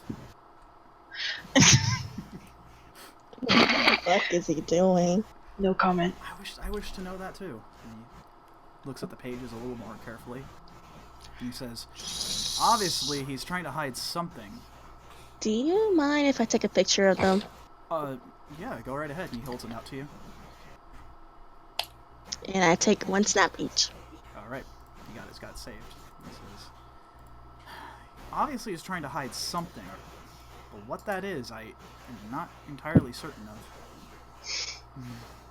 I'm pretty interested to know who this boss is exactly. Kane says, yeah, boss. Obviously does not mean Evans. Or you, for that matter, Tulius. No. No, he means somebody else. I wonder what that could mean. Well, looks like, if everything willing, we might have ourselves a bit of a treasure hunt. Roll credits. Or we could ask the one who wrote it. I texted him and he's not responding. He's probably dead then. Wow, Jack, way to really ham fist the negativity, Nancy. Jeez. Right in front of his sister. I'm staring at Jack. I'm just gonna take a step backward. I mean, just because he didn't respond doesn't mean that he's dead. I'm pretty sure you missed a text message or two, Jack. Did Moles respond? Yeah, did Moores respond yet or no? Nah, he just ignored it. Okay, just straight up ignored it. Okay. But No, I don't Getting think the my big Bahamut prey brother in, is so dead. that's okay. what the hell are all these symbols and shit? What the fuck has he been studying? Kane looks at it and he says, "You know, that's a really good point. I'm starting to wonder who your brother really is at this point. This seems way above anything that he's normally capable of. These are ciphers." I'm starting to wonder myself. Maybe this kid really liked his Ovaltine. I think he's too young to know what Ovaltine is. Oh. Maybe not. The internet's a thing. Or so there was something about time, hearts. So there's a dude named Time with multiple hearts, or Don't hurt yourself, Bill. Bilge, I don't think so. I think it's a reference to somebody. And the hearts... Kane sort of thinks for a minute. He says, "Oh my god, is your brother doing a motif here? A motif? Is he basing this around, cards or something?" Huh? No, think about it. He's really gotten into that whole, thing. I've seen him just sort of sitting there shuffling his deck, just 1,000-yard stare. You think it might have something to do with that? oh, that's creepy. I don't know. He gets into his own head a little bit. I don't know what that. Not as creepy as your eating habits. To be fair, Xian's got you there, big guy. Don't tell me you're gonna say something about my baking now too. What? No. No, I've got nothing against the bacon Yeah, thing. same. Bacon's good. It's just, you might want to be careful how much you eat, bud. You get hiccups one day and I'm sitting there, I guarantee I will not stop laughing for at least an hour. So, whatever this thing that your brother left, and he looks over to you, Alexandria, must be something pretty important if he's going to go to the lengths of putting in ciphers. I didn't think you knew anything about ciphers. I didn't know either. I guess he is Without some sort of key, this is all just gibberish. Oh man, Can I lean into Xian? And oh, hey, thanks. I heard that you helped with my shield. You're welcome. I give her a little hug. Well, so what are these 13 hearts of time? He's not in his room, right? I don't know. I just came downstairs. I could head back up and check. I immediately start running back to the barracks. Okay. I'll just follow in tow. Okay. Can I run off, but in a different direction to go find Moles? Yeah, absolutely. Let's go to the barracks first. You guys are running into Alexander's room.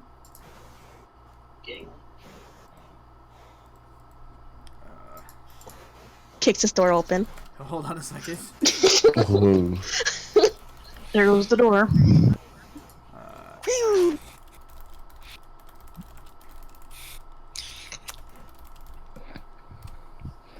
Okay. Hang on. Just making sure I got everything together. Wait, did one of you make this code out of character? Mm-hmm. I didn't do it. Did you make this, Ivan? Yeah. Oh shit. Alright, I'm gonna crack it. There he goes. Okay. Oh yeah. Okay. So you guys bust down the door. Well, Alexandria, you bust down the door. Yes. Okay. You. Oh my god, that's rude. It is so rude. You just go, and I learned that from you. I learned from watching you. All right. Anyways, yeah, the door swings open, and well, it doesn't swing open. It sort of like rattles a bit until you you put your foot down, and then it opens up like a sliding door because it goes like that, like a normal person. Anyhow, the door slides open, and Alexander's room's just a slightly bit messy. There's like some papers all over the place. I start looking around for maybe another journal or something. I'll save you some time. You don't really find journal, but papers, just papers. Looks like he either was going through a bunch of things or decided to have a fun field day with papers being thrown all over the place. Officially, he's a cat. Can I pick up said papers and see what's on them? Absolutely. You take on one of these papers, and lo and behold, they seem to be reports.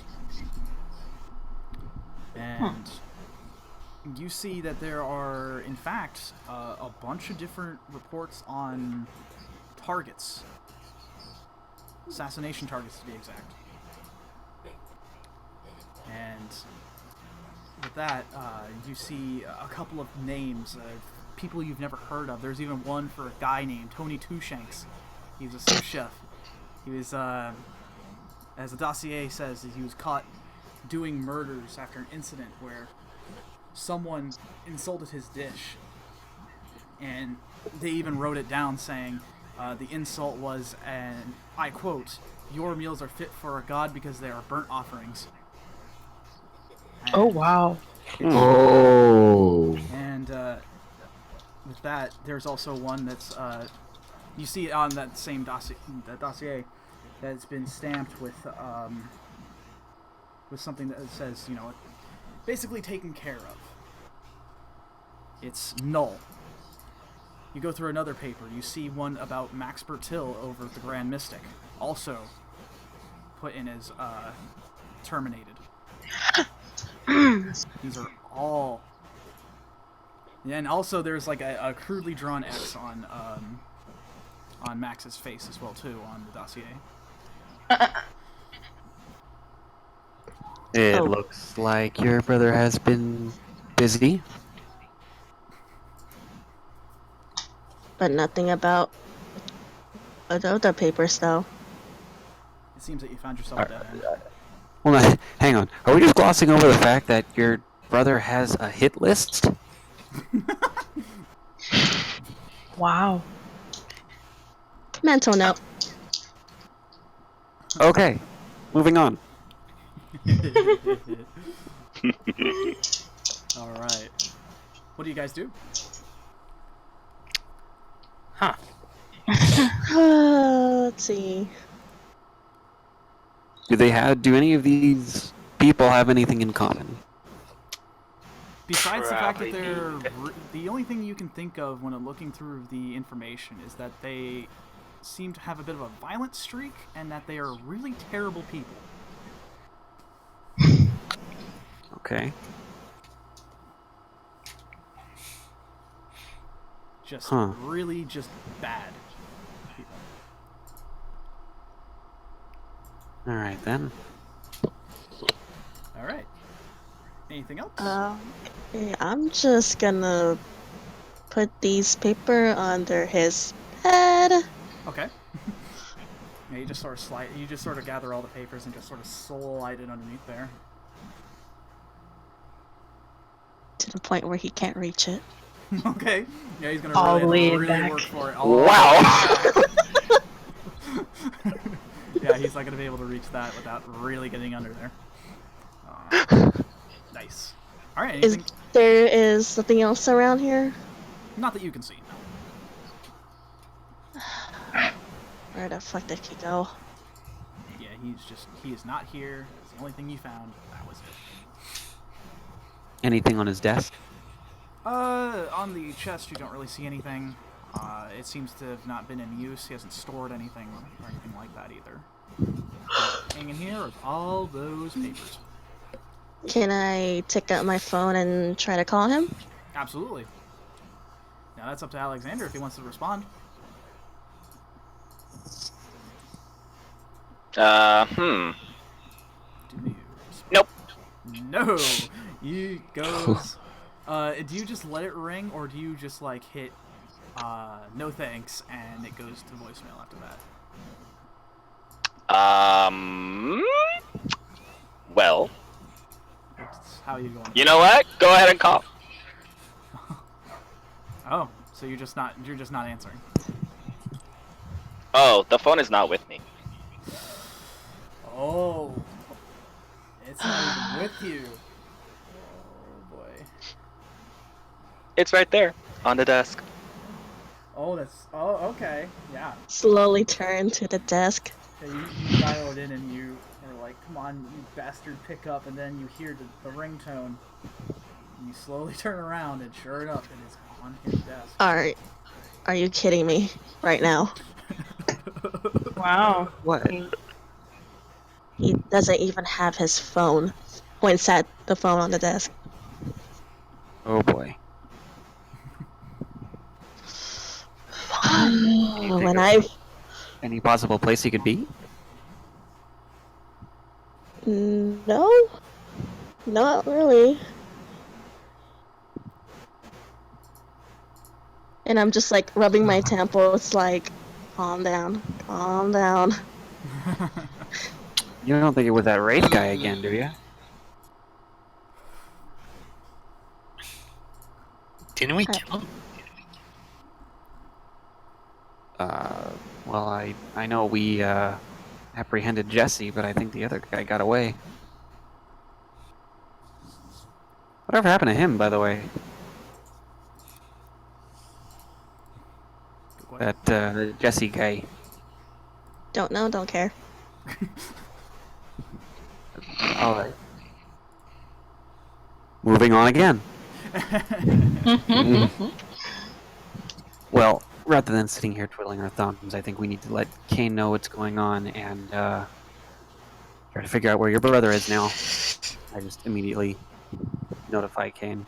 Via call or text? Text. Okay, yeah, you send him over. Basically, probably just what you're saying about your findings and whatnot, yeah? Yeah, pretty much. Yeah, he's not here, found a bunch of papers. Don't know where he's at, he doesn't have his phone, etc., etc. He responds by saying, well, shit. Looks like we have a mystery in our hands, gang. Wow. All joking aside, let's try to come up with a game plan. I already start heading back Okay, Bill. to the others. Okay. Unless you guys want to do anything else, we'll move over to Bilge as he was trying to look for Morse. Yeah, I think that's it. Okay, cool. So, Bilge, you are looking for Moors. I'm running down the halls. Yeah. I will start with the Temple of Bahamut. Okay. You run over to the Temple of Bahamut, and as you normally do, you sort of just bust in with the doors open. Is Moors there? Yes. Okay. Yep, Moors is... He's praying. Yep, at his usual praying spot. Oh, he's praying, so I will be Training. mindful and Oh, quietly training. approach. Training, okay. Oh, training. Then I run up. Mars! Yes. Okay, so honestly, I have no idea what's going on. There was something about like this dude named Tom and like Alexander stole 9 of his hearts. Some crazy code. I have no idea, but I will come get you so that you could investigate with us. Tell him I got lost. What? Doesn't sound very appealing. No, it's like super interesting. Not really. No, yeah, it's our friend too. Come on. Is he? Is he? Oh my god. god. Oh my. I mean, Alexander helps us. Alexandria helps us. And he's her brother.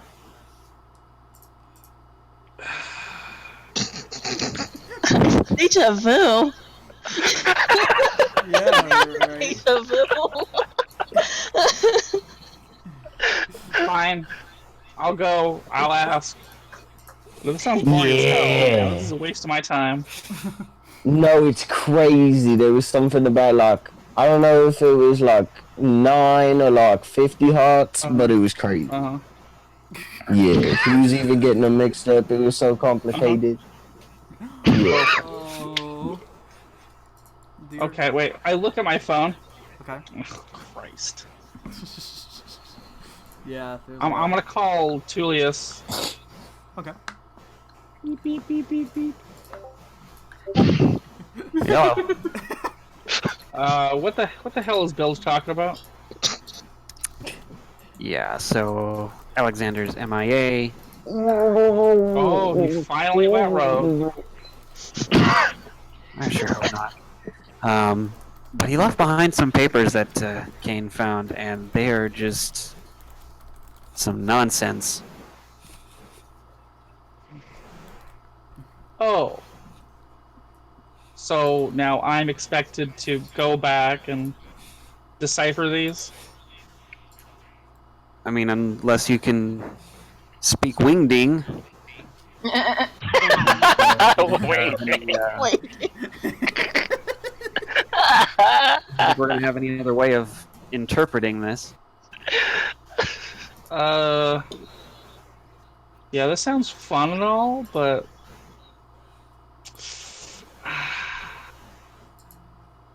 this doesn't sound that fun. If we find something, I'll give you a call. Okay. Alright.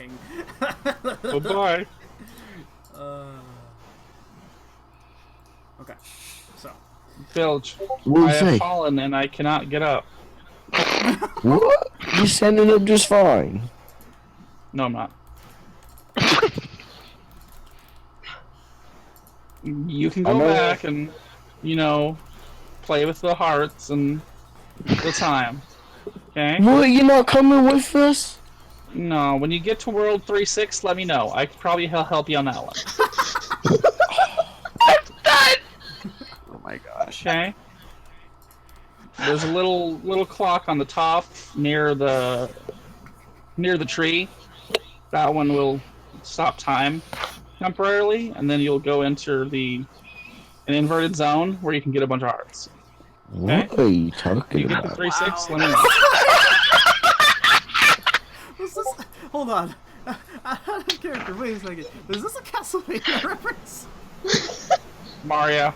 Oh, okay. I thought it was the Castlevania because when you said inverted, I was like, the upside down castle. my god. Oh shit. Okay. Holy shit. Okay. And so, who's going to be showing up in the front lobby then? We're gonna wrap this up here. I am. Okay. Same. Heck, I'm part of this adventure, why not? Yeah, yes you are. Okay. Let's see. I am without my Bahamut brother. 1B short of a BB sandwich.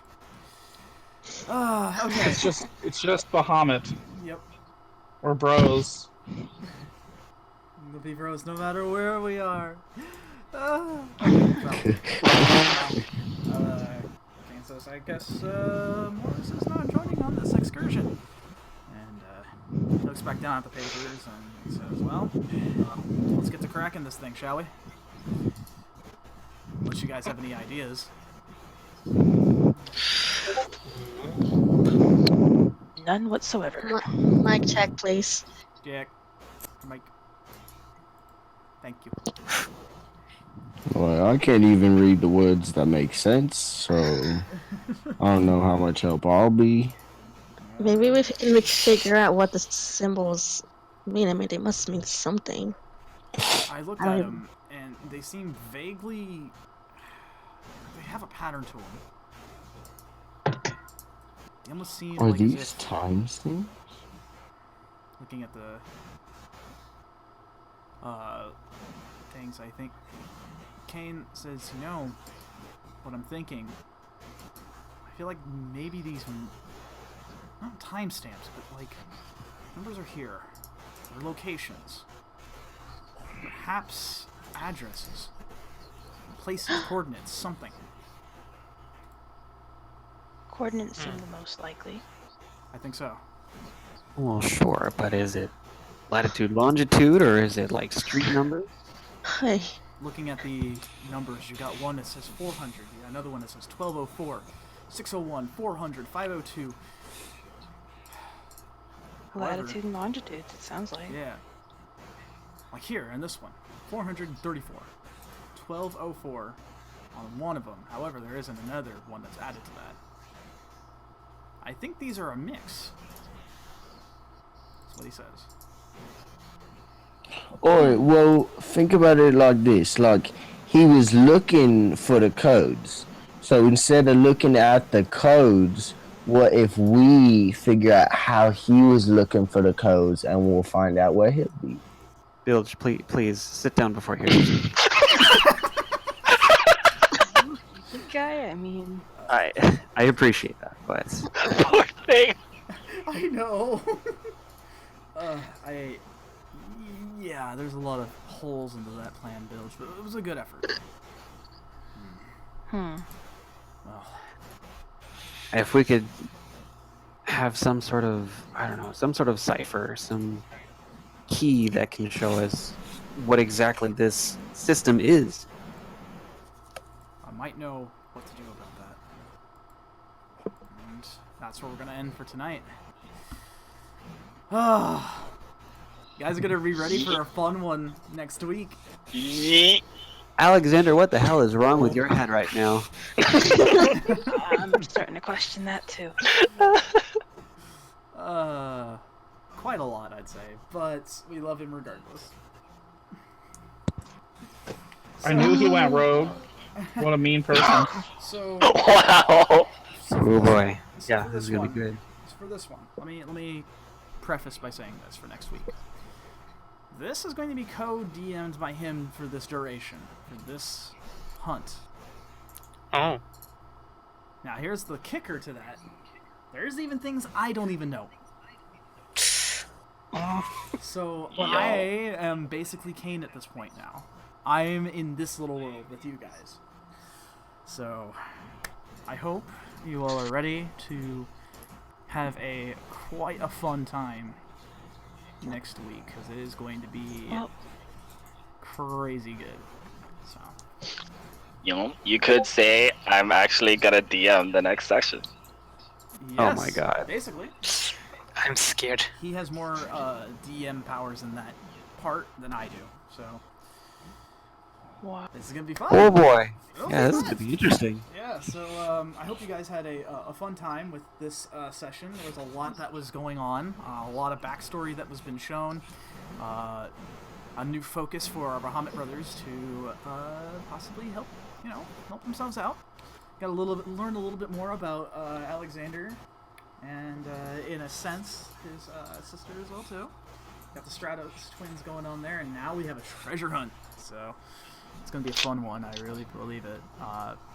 I've been working really hard on this, so the effort has been put in, and I tell you right now, I know this for a fact, because he has been sweating buckets for all this. So, Wow. Sweating right now. exactly. So, Wait, okay, is there a piece of this code missing, or... Well, obviously there's only 9 of the things, so we got another 4 to look for. yeah, there's some that are in fact missing from what you can tell from the page. Oh, fuck, so this isn't crackable? It's crackable, I believe. It's cargo. Yeah. Yeah. Okay, you just alright, I'll gotta have this ask. cracked by next session. Good luck, Okay, Andrew. Andrew could get it cracked, but can Bilge get it cracked? Oh, not in a million years. Exactly.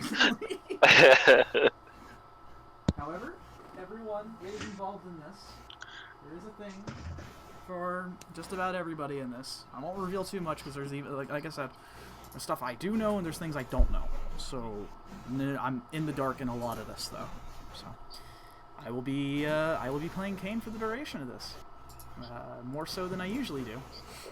So Oh boy. it is gonna be fun. Yup, Can't wait. yup. Alright, so that's the end of our session. This is the end of session 26. We're going to be doing 27 Treasure Hunt Part 2. Is it coming next up. Tuesday yet? Yeah. Right? No, I'm not ready. Just to ask, are we going to do the normal rotation of our the personal arcs? So that means after the twins, it would be Xian's turn? Xian's turn? Is that okay with you guys? I don't see why I not. don't mind. Okay. Because I got Xian's stuff kind of figured out more so. Tulius has been proving to be the most challenging, but I love a challenge. I'm so sorry. No, it's not you. It's part of it is just because I hit like this roadblock, and it's like I'm trying to I can do it. It's just I want to make it interesting. You know what I mean? So I'm gonna dive into that a little bit and see what I can come up with. But I got time, so it's no big deal. So Yeah. anyhow, that's the end of our Seeker Saga session for tonight. It's late, so probably you guys want to go to bed. I have to. I have no choice. Yeah, exactly. Yeah. Yeah. Early day. Yeah. Well, look forward to next week, guys, because I certainly am. Woo woo. Thanks Alright. again, guys. Yeah, absolutely. 8 hours. Yeah. All right. Good night, everybody. See you next week. Good night. Good night.